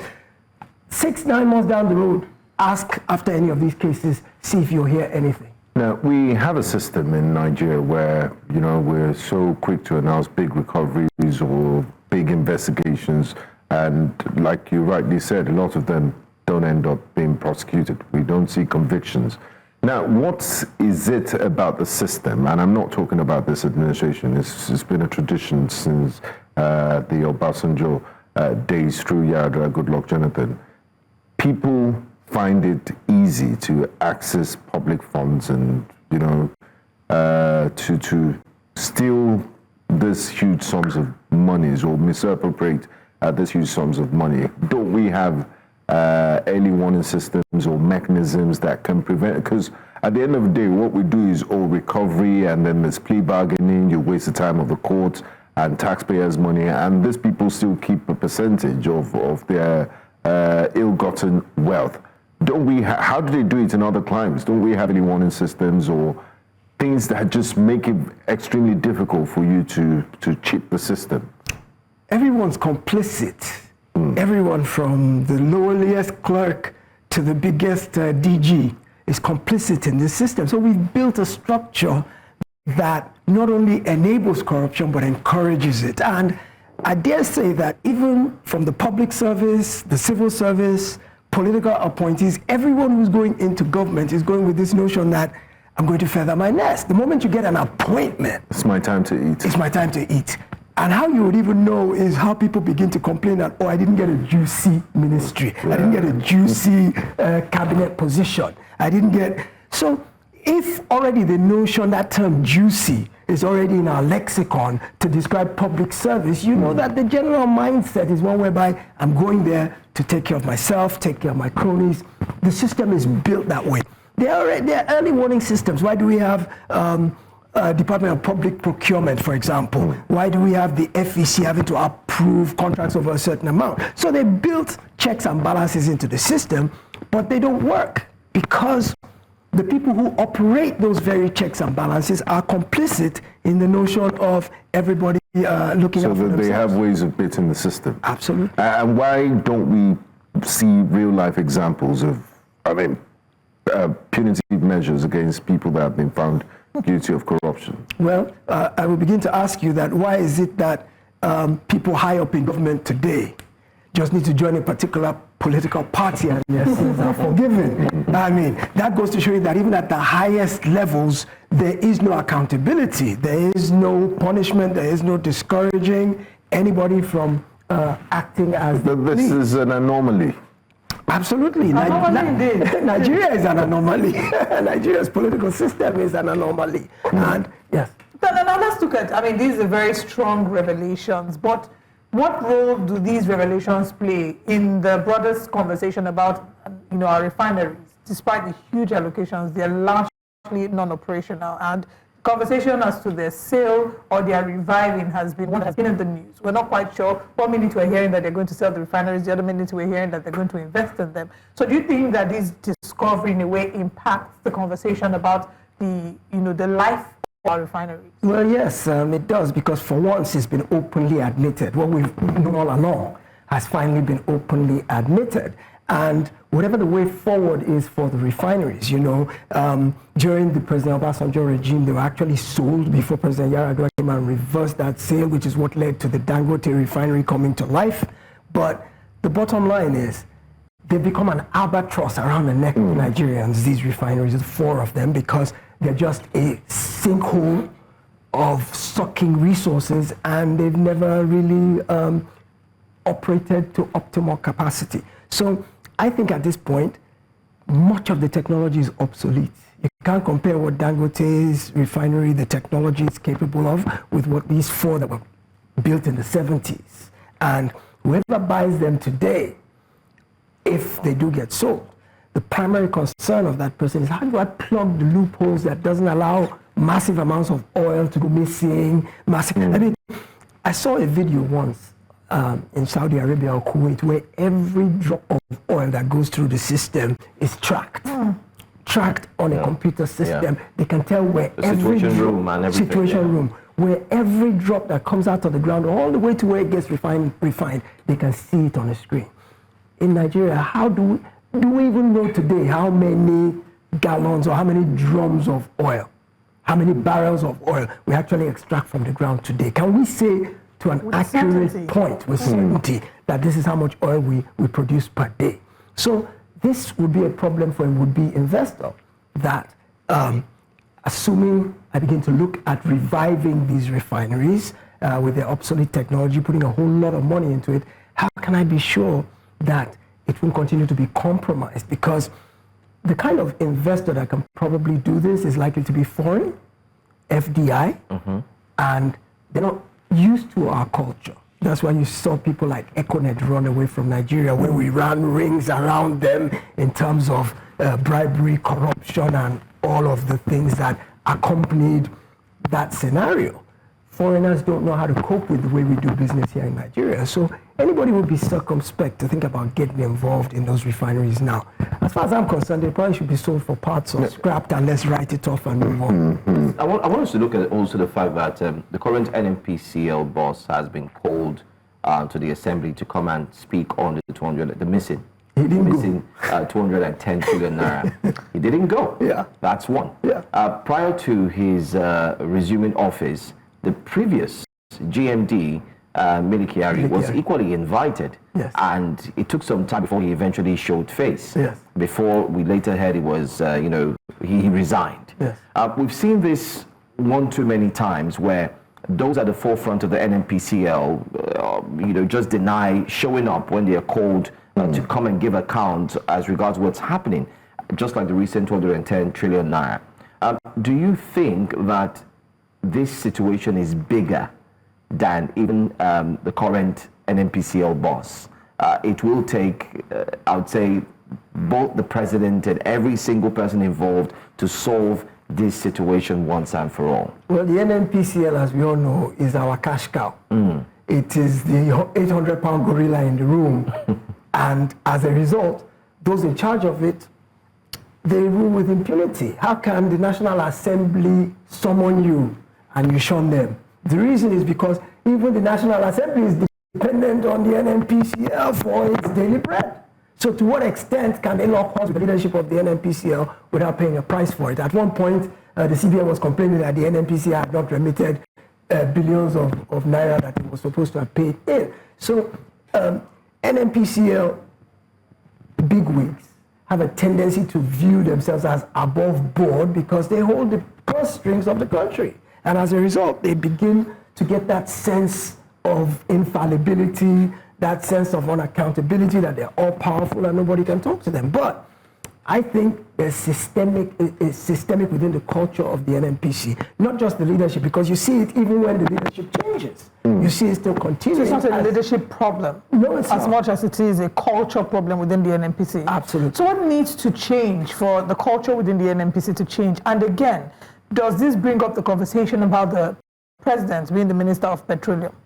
I thought that when the NNPCL was privatized, when it became a limited company, the whole idea was to break down the structure, reset it up, unbundle it, set it up as a limited liability company that has investors, which makes it more accountable. They have a board of directors, they have shareholders they're accountable to, and of course shareholders will complain once they begin to see their profits eroded. So I thought that was the whole purpose of breaking down and unbundling the NNPC and privatizing it to an extent, even though government is still a majority shareholder, that it would make things a bit more transparent, a bit more accountable, and streamline the areas of leakages and things like that. But that hasn't happened, probably because the line staff, from the clerk all the way up to the GMD, they're all still the same with the same mindset. So they've not, the culture has not been purged of that incestuous relationship of, intertwined, interlocking ideas whereby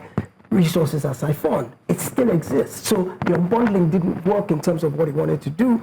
And perhaps you are correct that the president being the Minister of Petroleum kind of undermines that sector because there's no authoritative head who is focused specifically on that industry. So you have the GMD of the NNPC reporting directly to the president because he's his direct line boss. Suppose he had a substantive minister whose primary job... There's a minister of state for... There's a minister of state. Yes, but he's a minister of state. He's a junior minister. And I'm sure the NNPC boss can thumb his nose at the junior minister and tell him where to get off because he reports directly to the president. Now let's talk about Nigerians, the ordinary Nigerians that are currently burdened with full subsidy removal, the floating of the naira, double digits inflation.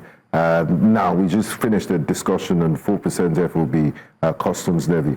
When they hear about billions siphoned from refineries, what does this say about the social contract between the government and its citizens, and how much longer can they hold on to this sort of betrayal? And also to the point you made about President Obasanjo selling the refineries and Yar'Adua reversing that sale. In hindsight, could it have been a better alternative? Because we can see how effective the Dangote refineries and the little modular refineries we have here and there, just to kill this cash cow that politicians have used as the ATM, to milk the nation. Well, when you talk about betrayal, it's difficult to apportion blame to a specific administration because it's been a common denominator among all of them since we came back in 1999, since we came back to democracy.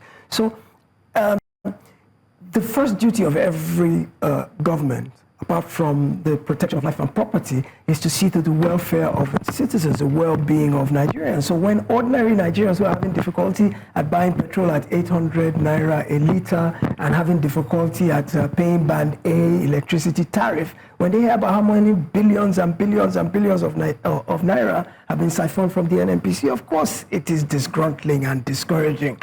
But we ourselves as a people, we celebrate success or apparent success irrespective of how the success is achieved. So we ourselves have ourselves to blame because we don't ask how people got their money. We don't ask how they're able to live extravagant lives.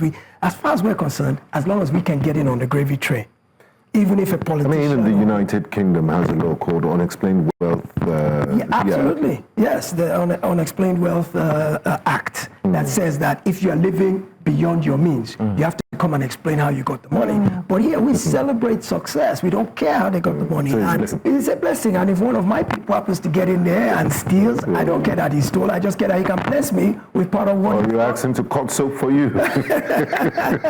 Yes, and in terms of the sale of the refinery that was reversed, had it not been reversed, it goes back to the issue of even if it hadn't been reversed, would it be more of the same in terms of the leakages? So we'd still be where we are. Yeah, but it would be in private hands. Yeah, it would be in private hands, which makes it, which compels it to find a way to profitability. But it will probably take a decade of them having to restructure the entire... It's not... Look, the refinery does not run just on technology and just the tanks that do chemical processes to change crude oil to all the component parts. That's just one minute aspect of the whole process. There's a human management aspect of it that's just as important as the chemical process itself. And so if you get the technology right, and you refurbish them, you renovate them to working standards, what happens to the people who run the place? What happens to the security guards who man the gates when the tankers are going out with unaccounted for fuel? So, I mean, if you look at this, what's your take on the presidency highlighting that they might need to sell the refineries? And Nigerians are saying, why do you have to sell the refineries? And then there's also the talks that most times anything that has to do with government never works until you sell the refineries. So should we sell these refineries? Yes, well, you see, the thing about it is that government has no business in business. There's no government anywhere in the world that has engaged in business that has done it successfully. Government, by its very definition, does not run business well. So a refinery should not be in government hands. It should be a PPP model to protect the interests of Nigerians. It shouldn't perhaps be completely 100% sold, but government should have an interest in it. And government as a regulator will always continue to oversee them anyway.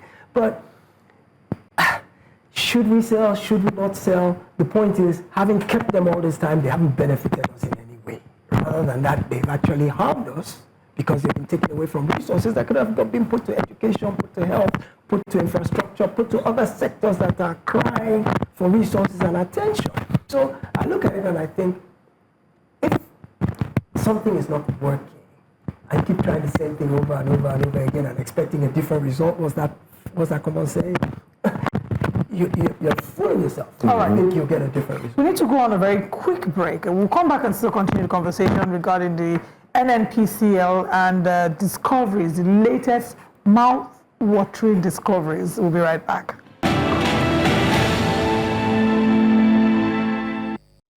Welcome back. We're still taking a look at the current situation concerning the EFCC and the alleged recovery of millions, and you could say of naira and dollars in the NNPCL. Now, do recall the former chief executives of the NNPC, Bilikiari, Abubakar Yaradua, and others were alleged to have misappropriated about $2.96 billion amount for the rehabilitation of Port Harcourt, not forgetting to the Warri refinery. And you can rightly say these refineries, although it looked pretty much as a well-designed and documented farce, it never started, it never kicked off. I don't know if you're aware of what took place in Port Harcourt. Remember when they bought the bottles and said this is our own field? They bought, there was a banner, journalists came. They did a documentary and so on and so on. By now, shouldn't people be in prison? By now. Absolutely. People should not only be in prison, but the keys thrown away. In China, you get executed for doing less than that. The Port Harcourt scenario was reminiscent of the Nigeria air farce, if you remember that. Exactly. Same thing at play. It's all theater. It's all theater. And I think it's a crying shame that such a deception would be carried out on the Nigerian people. It goes to show that the government has very little regard for us. What do you recommend in terms of the media? Because, I mean, they invited the media for that parley, and some of them even went as far as, celebrating that, yes, it's real. So how do we do our due diligence? Because you can't, I mean, you're a guest and you can't go there. I mean, it's the journalist's job is, okay, is it raining outside? Party A says it's raining, B says it's not raining. The journalist is to go outside and confirm if it's raining in that sort of situation. Because, I mean, it's very recent memory and we saw the pure deception. And lots of media agencies did report it as, being functional, and they were showing that bottle of crude oil that they refined to petrol or whatever product it is. How can we be more thorough or circumspect in such situations that we don't fall victims of Nigeria Air or the scam hoax refineries? Yes. Well, there's an aspect of journalism that's called investigative journalism, and we don't see that much of that in Nigeria. When you're talking about a journalist's job is to go and see if it's raining outside and report that it's raining. An investigative journalist will find out why is it raining outside, upon whom is that rain falling, and what effect is it having on. This is where the buck stops at our desk, is that we do general journalism more. And of course, the media industry has its own issues, which is beyond the scope of our discussion here today. But I think that the media has as much a responsibility as even the public to ask these questions and interrogate these issues. Like Joe said, if a person like Mele Kyari and Yaradua have been indicted for misappropriation and nothing has been heard about it since then, why is there silence and docility from even the public? Why are we not making noise and asking that these people be brought to book and made to pay the price? Or the Hajia that recently transferred 44 billion into account by mistake. Yeah. You know how many zeros it takes to... That's beyond my capability to compute. Yeah. But you see these things happening, and they say Nigerians have famously short memories.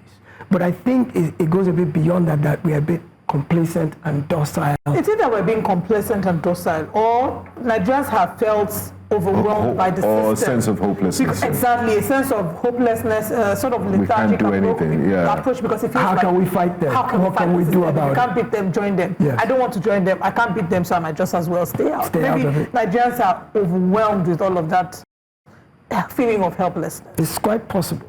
I mean, it's a psychological situation that for too long we've been barraged with so much that it gets to the point where you just become inured to it. It's like you don't notice it anymore. So what would be the low-hanging fruit now that the EFCC can, hold on to maybe, of course, there's the breach of trust. Nigerians don't feel like they completely trust them, and when they come out to make these announcements, it just feels like media trial at its best. Yes. So what would be the low-hanging fruits and the immediate steps that the EFCC can take now to ensure or to affirm Nigerians and let them know, look, we actually are in the fight against corruption and we're in this with you. We're not going to sweep this under the carpet.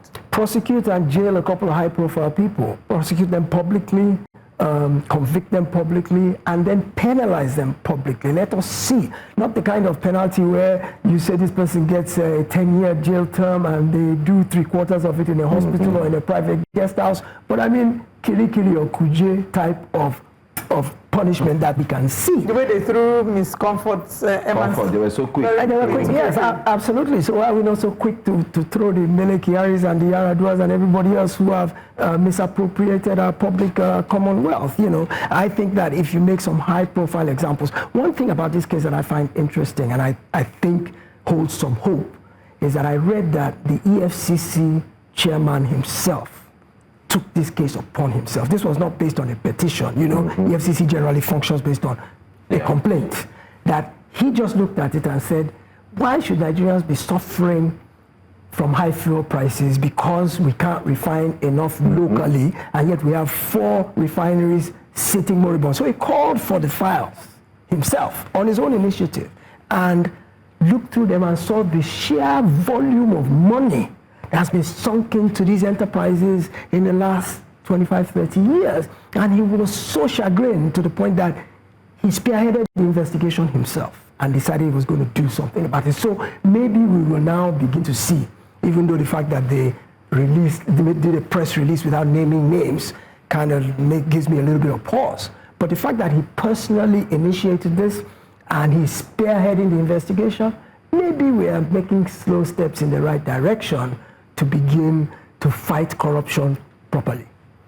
All right, thank you so much for joining us this morning. The ball is in the court of the EFCC. You have a lot to prove to Nigerians, and it will start by high-level prosecution, doing it publicly so the Nigerians can see that you actually mean business and you're putting your money where your mouth is. We have a number of stories still to come. Let's share with you what's coming up next after breakfast headlines. Thank you for staying tuned.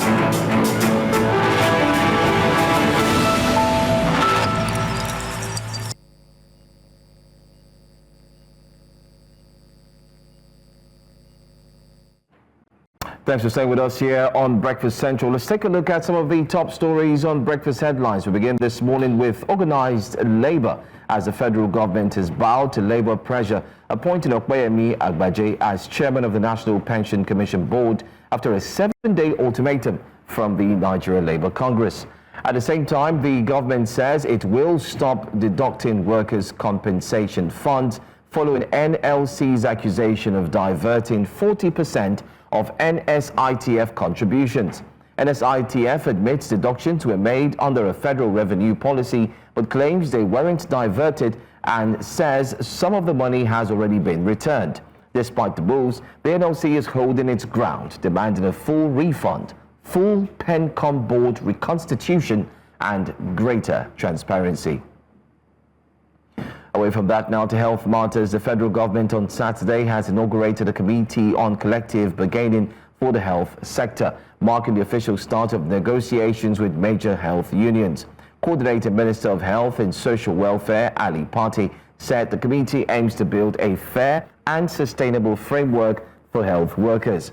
The inauguration ceremony in Abuja included the Minister of Labour and Employment, Muhammadu Dengari, and other senior government officials. The talks will involve key groups like the Nigerian Medical Association, Joint Health Sector Union, and National Association of Nigerian Nurses and Midwives. Discussions will focus on pay, working conditions, professional growth, and welfare.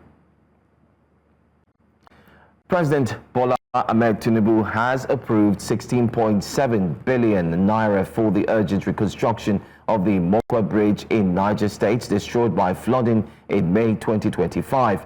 The announcement was made by the Minister of Information and National Orientation, Mohammed Idris, on Saturday, following a meeting with the Minister of Works, Senator Dave Umahi, in Abakaliki. Idris praised the swift government response and thanked the President for his prompt approval, highlighting the project's importance to the people of Niger State. The reconstruction involves rebuilding a 10-span bridge, crucial for local connectivity. Minister Umahi commended President Tinubu's compensation, leadership, as well as dedication to addressing citizens' challenges. Before he traveled out yesterday, graciously approved the immediate reconstruction of, the Mokwa Bridge, as requested by the Honorable Minister. He graciously approved, because of him. The Mokwa is my senatorial district. We want to thank Mr. President, and we want to thank the Honorable Minister of Works. We jointly discussed about this, and we approached Mr. President, and Mr. President graciously approved that bridge. It means a lot for the people of my state. 16.7 billion to reconstruct that Mokwa bridge. It's a 10-span bridge. We want to thank Mr. President, and I feel really very honored. And when we discussed with the President and said this means a lot for us, he quickly appended his signature. And so we feel very happy. The Minister of Works, even though he's from Ebonyi, he was the first set of people that sent people to Mokwa to go and look at what is happening there. And only yesterday or 2 days ago, Mr. President graciously approved that Mokwa Bridge for our people. We feel very, very honored for that. I know that even our governor will be And on to security matters, the Northern Ethnic Youth Group Assembly, NEGA, has praised the National Security Advisor, Malam Nuhu Ribadu, for confirming the capture of 2 top leaders of terrorist groups in Nigeria. The NSA had, at a press conference Saturday in Abuja, formally announced the capture of the leadership of the Ansaru terrorist organization, Nigeria's Al-Qaeda affiliate, and the Mahmudawa terrorist group. The announcement revealed the detention of Emir Mahmoud Mohammed Usman Abu Bara of Ansaru and the deputy Emir of the Mahmudawa group. The operation, led by the Department of State Services (DSS), followed weeks of intelligence gathering.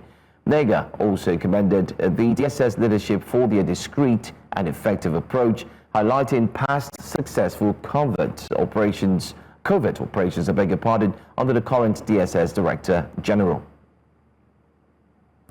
The Nigerian Immigration Service, alongside the Economic and Financial Crimes Commission, has begun deporting foreign nationals convicted of cyber terrorism and Ponzi scheme offences. On Sunday, 42 of the 192 Chinese and Philippine nationals convicted by the Federal High Court in Lagos were deported. These individuals were part of a larger group of 756 arrested during a December 10, 2024 EFCC raid in Victoria Island, Lagos. All convicts have completed their jail terms and were handed over for deportation. The syndicate operated large-scale cyber fraud and used fake identities.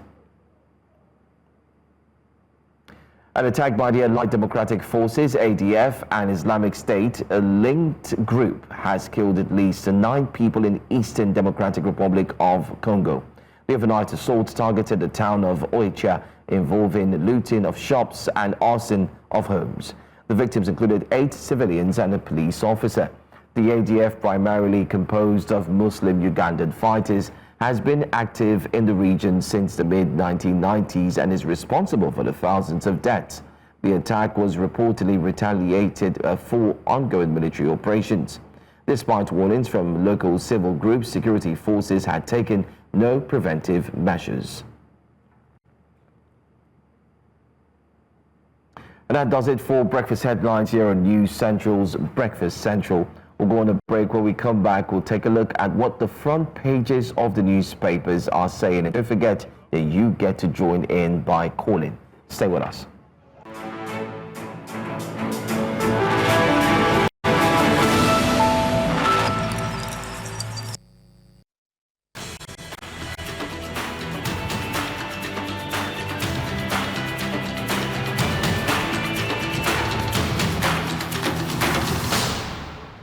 Nigeria is on the edge of a food catastrophe. The United Nations says 31 million Nigerians are food insecure right now.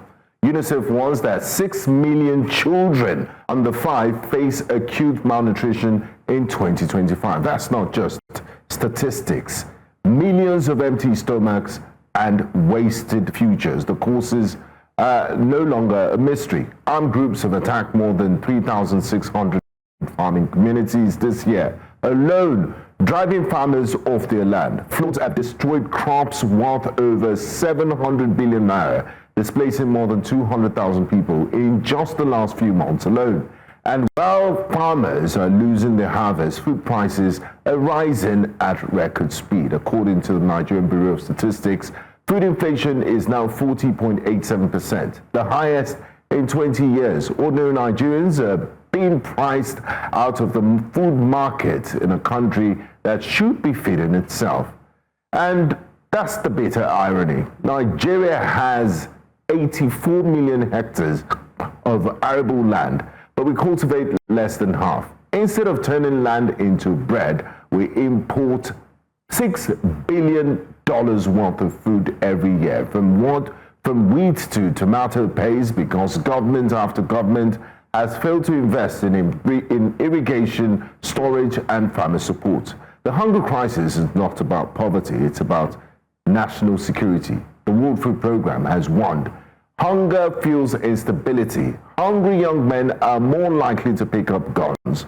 Hungry citizens are more likely to revolt. Hunger is the fuel of chaos.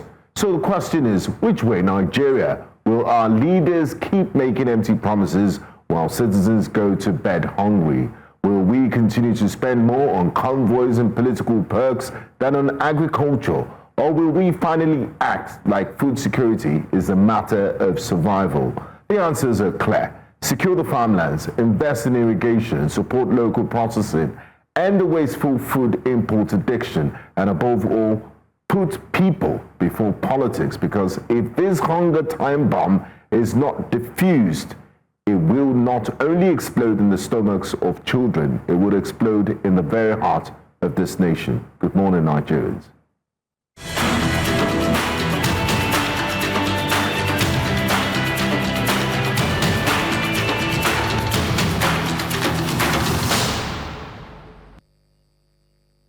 Good morning. Good morning. Morning, great to have you join us this morning. Good morning, yeah. You look like you had a fantastic weekend. I always do. Yes, I like that. You are very deliberate about your enjoyment. Absolutely. It's very important. Okay, let's get into the papers this morning. The front page of the Punch newspaper. The Punch is our first paper this morning, and on the front page, workers' compensation. Federal government backtracks as NLC holds ground. NSITF moves to avert strike, says AGF will refund workers, NLC leaders meet. Nigeria deports 42 convicted Chinese. Let's take that. Yes, you're right. The Punch says federal government backtracks as NLC holds ground.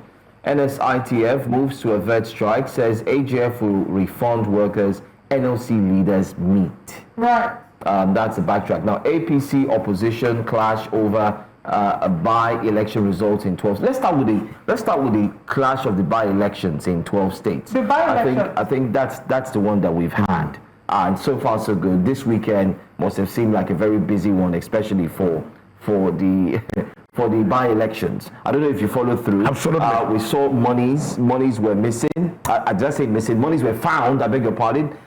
These monies that were found were monies that many persons did not really understand how it got about, because we're in a cashless economy. Even to find 10,000 naira from the bank, we know what it takes. But here we are. We had a situation whereby people found 25 million naira, and then some said it was actually INEC officials that had this money, and we also had that video circulated over the weekend. That's one. Secondly, we also had a situation during the by-elections where they said there was vote buying, heavy vote buying. People were selling their votes for as low as 10,000 naira, 5,000 naira, 15,000 naira, and so on. I'm just trying to paint a whole picture before I pass the conversation over to you. And also to talk about Edo elections and the fact that the Beavers was not able to capture people's details as quickly. In fact, the governor of Edo State complained about Beavers as well, saying that it took longer than expected for the Beavers to be able to capture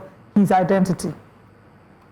Anyway, we've looked at all of this. It's one conversation we're going to have. Let's just bring in our guest, Mr. Abib Aruna, to break into this. The weekend. Yes, we were all expecting this kind of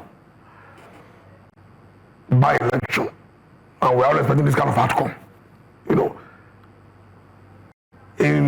In some countries, this kind of election is what they use to test the ground. They call it midterm blues in the US. Midterm blues to test the ground. Look at citizens' preparation, citizens' determination to resize their franchise, and the Electoral Commission's readiness to conduct the free and fair elections. But on Saturday, what we saw, expectedly, complaint here and there, on the part of the political parties, on the part of citizens, that was the voters. All in all, there was desperation on the part of the ruling party, and there was also desperation on the part of the opposition parties. The desperation on the ruling party, on part of the ruling party, because they want to show that they are still popular. Yes, they want to still legitimize what they are doing. They want to show that Nigerians still love what they are doing and love them. That is on the ruling party. Then the opposition party also want to show that they are not just making noise, that people are feeling the pain, and they are ready to vote out the ruling party. Those are the aspirations. But then you not see people going up and down out of this desperation to bribe voters, on the part of APC and the part of opposition. When the PDP guys were found with cash in some of the states, what they said was that the money was meant to pay their their agents at the various police stations. That is what they said. And APC too said they are not sharing money to anybody, and that they are just trying to make sure that they have cash with them. So you cannot blame any political party for this. But what I'm concerned about here is that our politicians are still too desperate. They are desperate to win elections. They are desperate to use the police to manipulate the efforts and the process and to force electoral officials to do what is against the law. I mean, a guest joined us and said that over 288 thugs, showed up. Thugs moved, they were flogging people.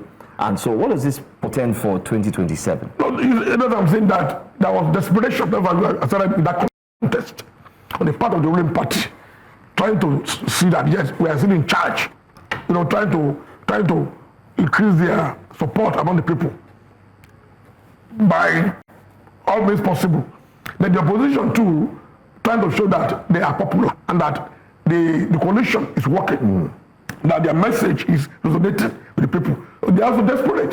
So you cannot blame any party for this. You blame Nigerian politicians who are too parasitic, capricious, and want to win by all means. And it's a pity. So why not see a Canadian court telling you that our political parties are terrorist organizations is not far from the truth. Because the parties engaging in violence and in parties engaging in killings, and how else do we define terrorism? So when people criticize the Canadian judge, I was just laughing. The woman was saying the right thing.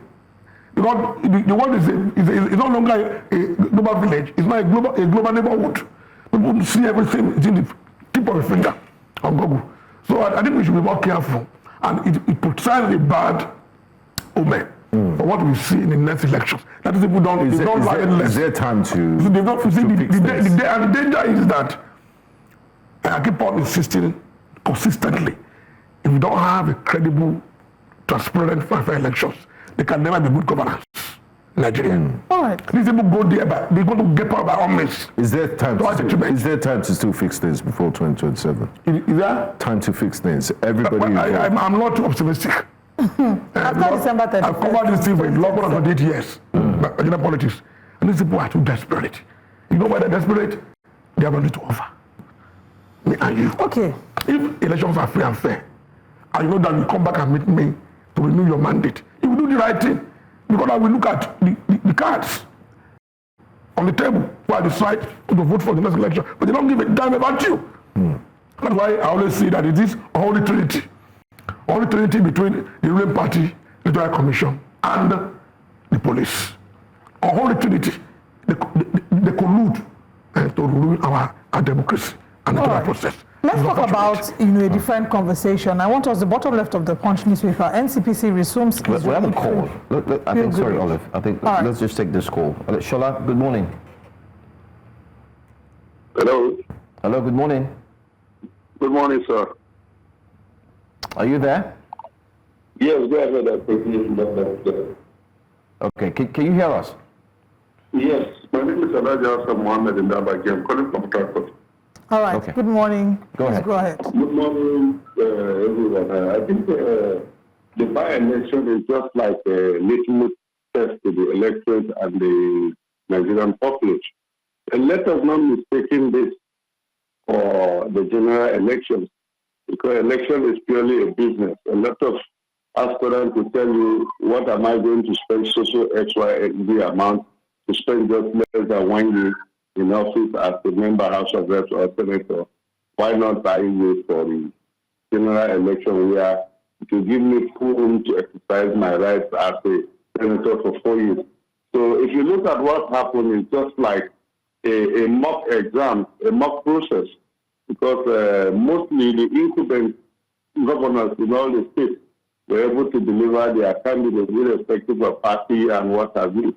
So what I want to urge the president to do is to look at openness in terms of the independence of electoral umpire.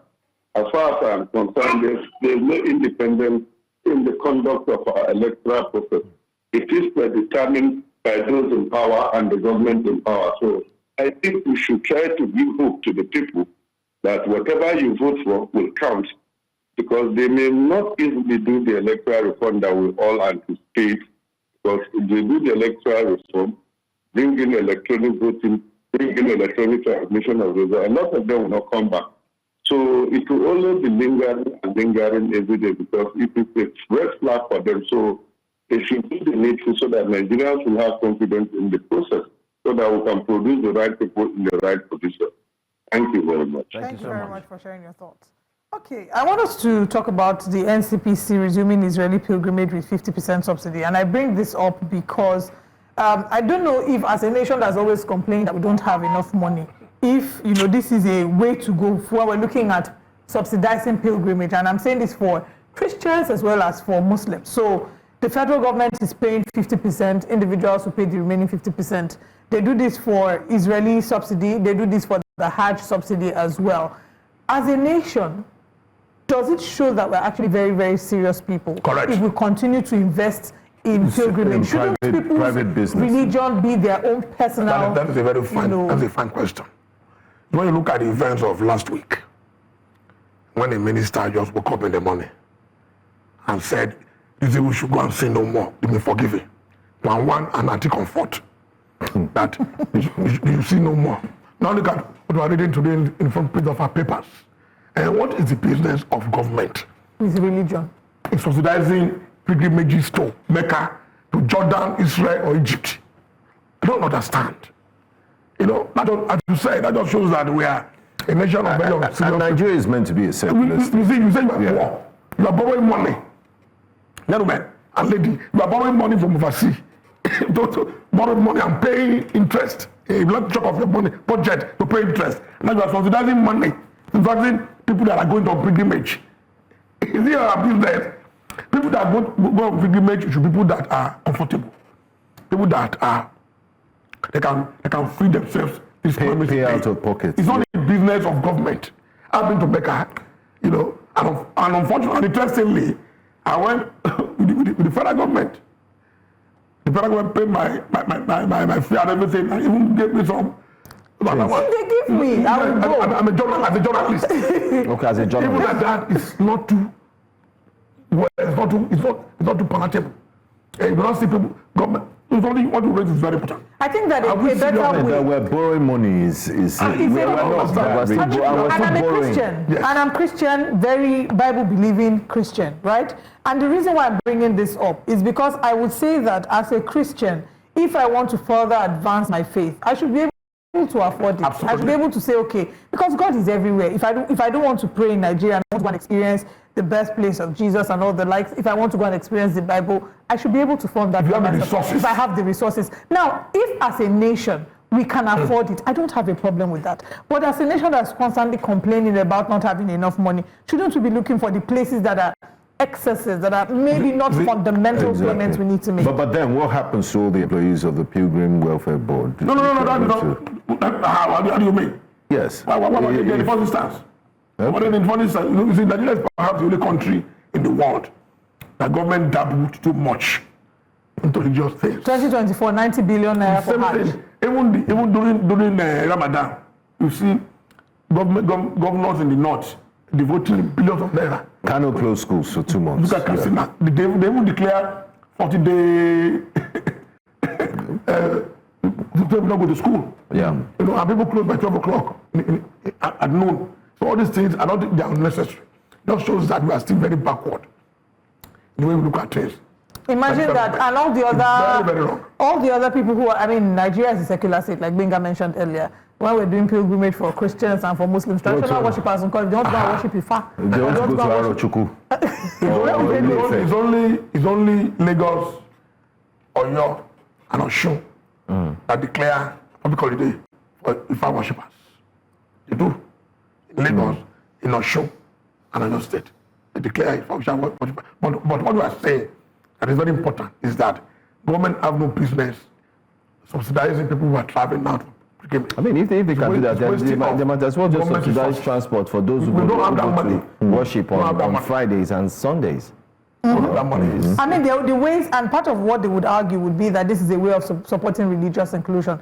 I think a better way to support religious inclusion is to ensure that people are able to practice the freedom of their religion without feeling that they're being intimidated by another religion or people who are trying to maybe wipe them out. That should be our focus. But let's move on to, there's one story here I'll probably come back to, but let's move to another paper. We discuss the issue of labor and federal government. We should discuss it on Friday. Yes. Thank God they backtracked. Yes. That is the right thing to do. Yes. They backtracked. A committee has been set up. NLC has paused their strike. They had planned to go on strike, and now will be a solution in the horizon. And the government has also promised that henceforth they will stop moving money from PENCOM, and pensioners will get their dues at when due. Okay. Good development. Very good development. Thank you for spotlighting that. Let's now go to the next paper. This morning, the Vanguard newspaper on the front page, how APC swept by elections, wins 12 seats, Abga 2, PDP 1, NNPP 1, Tinubu fits winners as opposition parties kick. Flawed by election, dress rehearsal for 2027 polls, ADC says. There may be no elections in 2027 if ... PDP says. What's the ... If we don't... I think the IPDP is talking about capture. They're saying that... democracy is under siege. Yeah.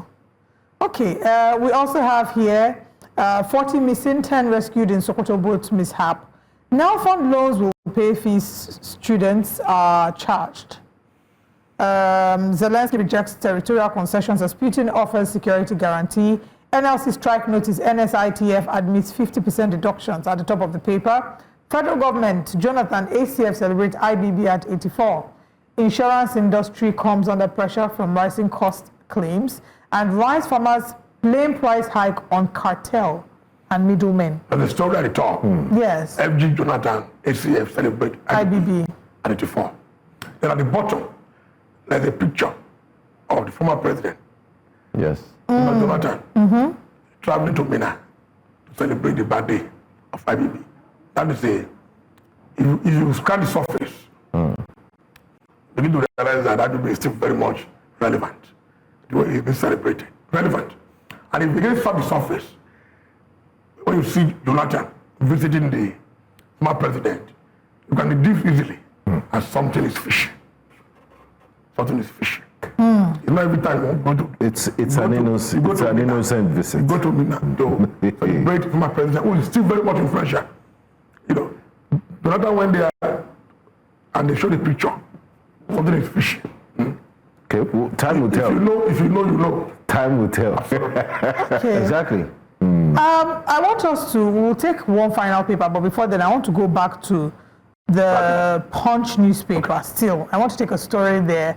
Court orders full disclosure of 37 billion naira innovation of National Assembly. So in the story it says the Federal High Court in Abuja has ordered the National Assembly to release documents relating to the 37 billion naira renovation of the National Assembly complex. The court directed the National Assembly to provide header with the proposal, assessment, and procedure used to arrive at the initial 37 billion naira estimate, the actual amount approved and allocated, and the amount so far disbursed for renovation.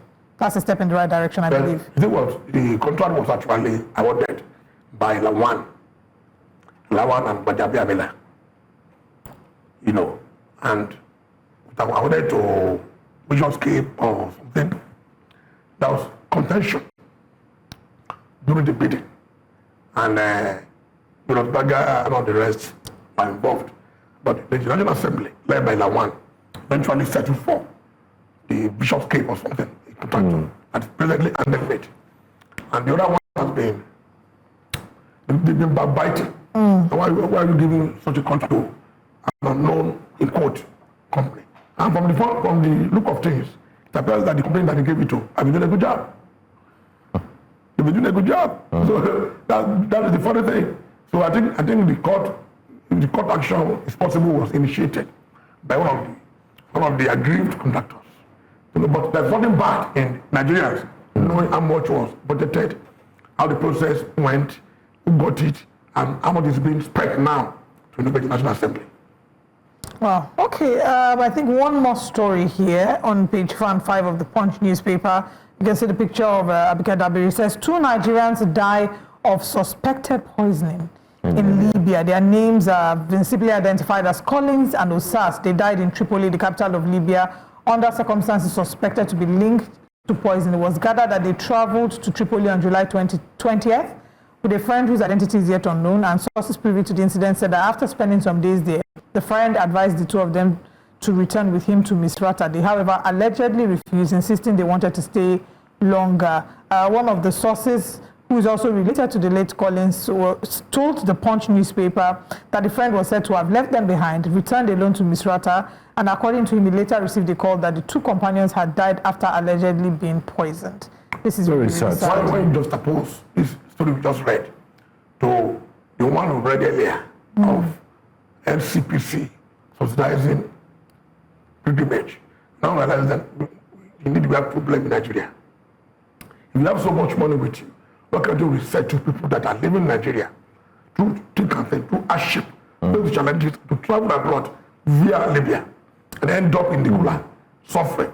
There's a video last week that surfaced on the social media.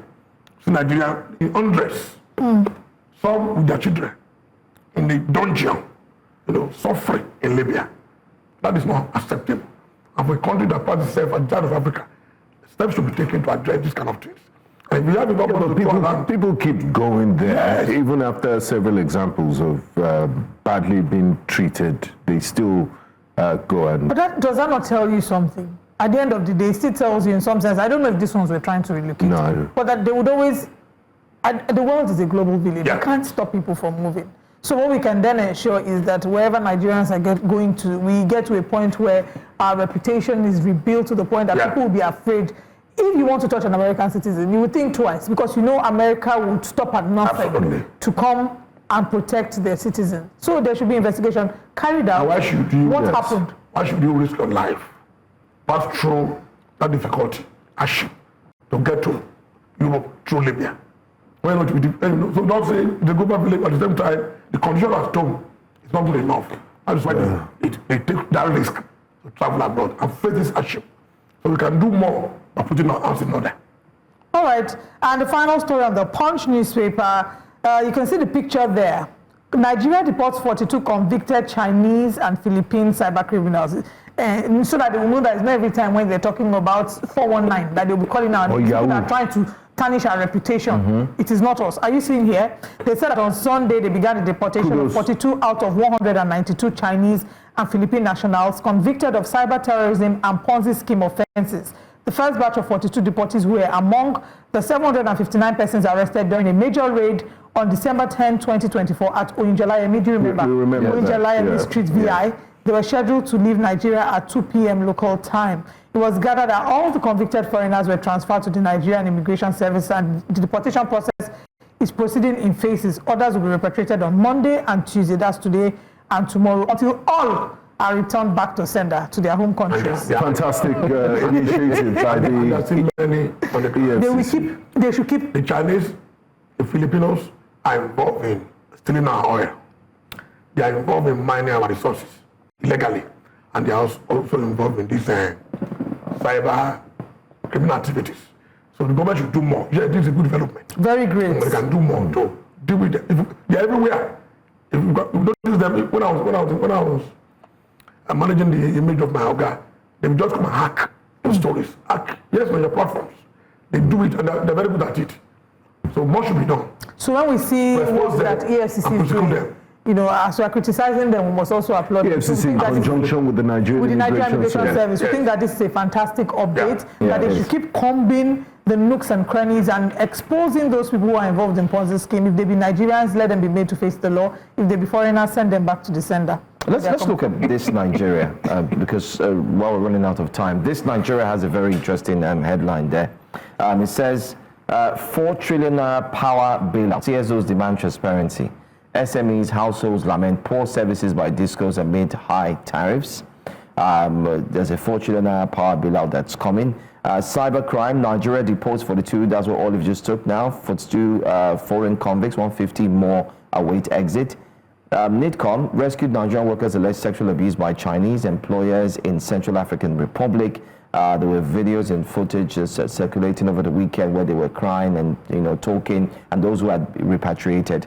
By-elections, APC sweeps 12 out of 16 seats. APGA consolidates in Anambra. PDP clings to Oyo. NNPP clinches Kano.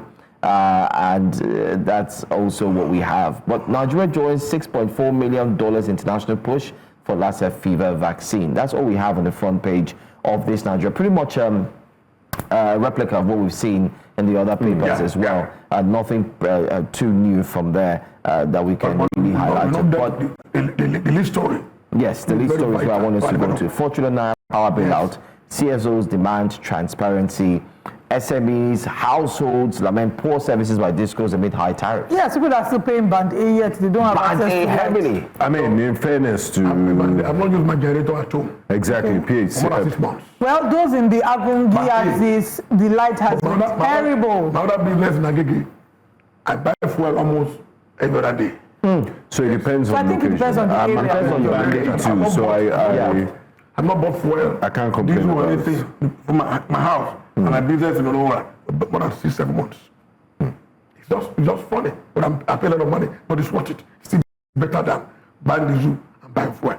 But you see, every election period, all of these politicians will campaign on the basis of providing power. Providing power. But at the end of the day, after 62 years of independence. Absolutely. We're expecting Levy to manage our ministry, but they did not appoint him. They appointed at the level who is trying his best, but his best is not good enough. So this subsidizing them with 40 naira when we don't have, when most of the houses in Nigeria, most of households, you don't have power. It's not, to me, it's something that should be proud of.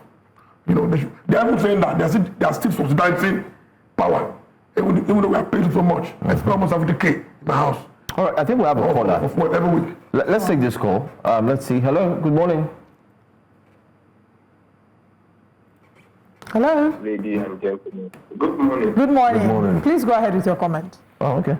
Yeah, good morning, ladies and gentlemen. This is Osas calling from Port Harcourt. All right, thank you. I just want to contribute to the first caller. Can you hear me? Yes, we can hear you. Please go ahead, Osas. Okay, the first caller that suggested for electronic voting. I think that is the way out for Nigeria electoral system. We need electronic voting, and that is one. Then secondly, about the Canadian court ruled that the APC and the PDP are terrorist organization. Of course, I support it. If you will ask your sister program, Jaziri, to go to town and do interviews from Nigerians about that, find out if they actually agree. I can tell you 80% of Nigerians will say yes, they see APC and PDP as a terrorist organization. That is my comment. Thank you, and you have a good day. Thank you very much, Osas, for lending your voice to this as well. He said he agreed to electronic voting. Yeah. But the issue is, again, I would ask, if we can get something as basic as using the device to capture people, are we really ready for that? Because there will certainly be technical glitches. Look at something as basic as conducting an exam with JAMB and WAEC. Yet every time we're hearing issues about technical glitches here and there. So what would then happen if we do global purposely to just? I think we're not just. But and the funny thing is that Nigerians are all the bad brains. So what is now wrong with us? What is wrong with us? We don't have the structure. We don't have the institutions to get it, and people are not too honest, too trustworthy to manage it. And it's just it. Okay. Unfortunate. I think the last story I want to take from this Nigerian newspaper would be the one of the young men who were rescued by NIDCOM. So kudos to NIDCOM. Thank you very much for going to their video went viral about 3 weeks ago when they were, I saw that video. So it says rescued Nigerian workers alleged sexual abuse by Chinese employers in Central African Republic. So it will turn out that they went to there were 12 Nigerian men who were recently rescued, and they were rescued from forced labor in Central African Republic. So there were a number of things that they complained about. They said that their salaries were delayed for about 11 months, and one of them did say that they were sexually abused, homosexually abused by their Chinese employers. Imagine like that level of depravity, like bringing them down. Because for me, it's, not only have you stripped them of their rights to salaries, but you've taken advantage of them sexually. It's the height, really. And I don't know how these men can recover from it. They say that they unfortunately will have to, they're sharing this because they want people to learn from it. And it goes back to the conversation we've had again about the dangers of going abroad, sometimes illegally. I don't know what their process is, but I hear that NIDCOM is making them champions and advocates for people to see about the dangers of going abroad illegally. It's not, the grass is not always green on the other side. At the same time, see, most of these people, most of the Nigerians, are facing this problem. They travel abroad illegally. They reside in those countries illegally. So it will be difficult for Nigerian government to take up that issue with these concerned countries. It's difficult. We have traveled there with legal papers.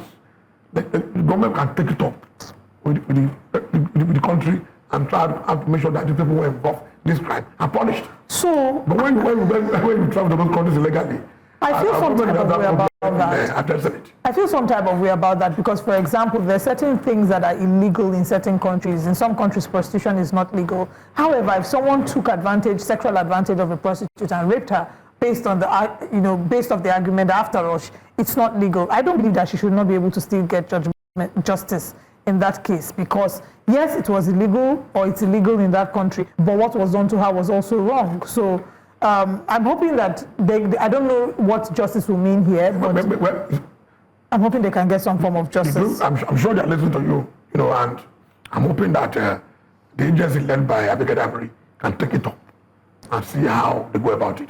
They will not be maltreated without getting justice. Right. Thank you so much for joining us this morning. I have to really go out to these people. I'm hoping that again it's a reminder to us about how we need to fix our nation. I don't know that Nigerians want to go outside and live as second-class citizens. The reason why people want to go out, there are many of us who have said our desire was never to live abroad or has never been to live abroad because you want to be able to travel abroad, enjoy yourself, come back home. Come back home. There's no place like home. I realized my palate is very Nigerian when I stayed in an Asian continent for about 17 days and I almost died because I was craving Nigerian soup, peppers. Always happens. Always happens. We really are conditioned to live here. We want to stay home. And the grass is not always necessarily greener on the other side. We should learn to wet our grass here sometimes. Nigerians are trying to wet their grass, but government should help us to make it easy for us to wet our grass. Government should give us water to use to wet the grass. Look at all these things that are happening with customs. Look at 4% FOB.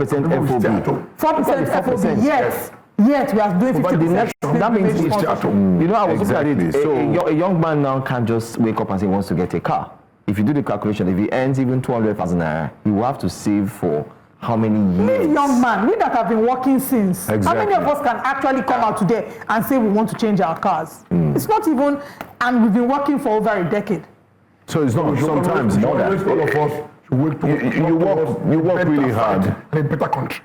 Well, yeah, I agree with you. On that note, I think on that reflective and sober note, it's time to step out of the studio to work hard so that we can buy a car with 4% FOB. Probably small 4% FOB. Thanks for watching. My name is Johansson. And my name is Olive Emodi. Thank you for watching. And I'm Benga Bora, a friend of Mr. Habib Baruna. Global journalist, journalist of global repute. We'll see you tomorrow. Have a good day.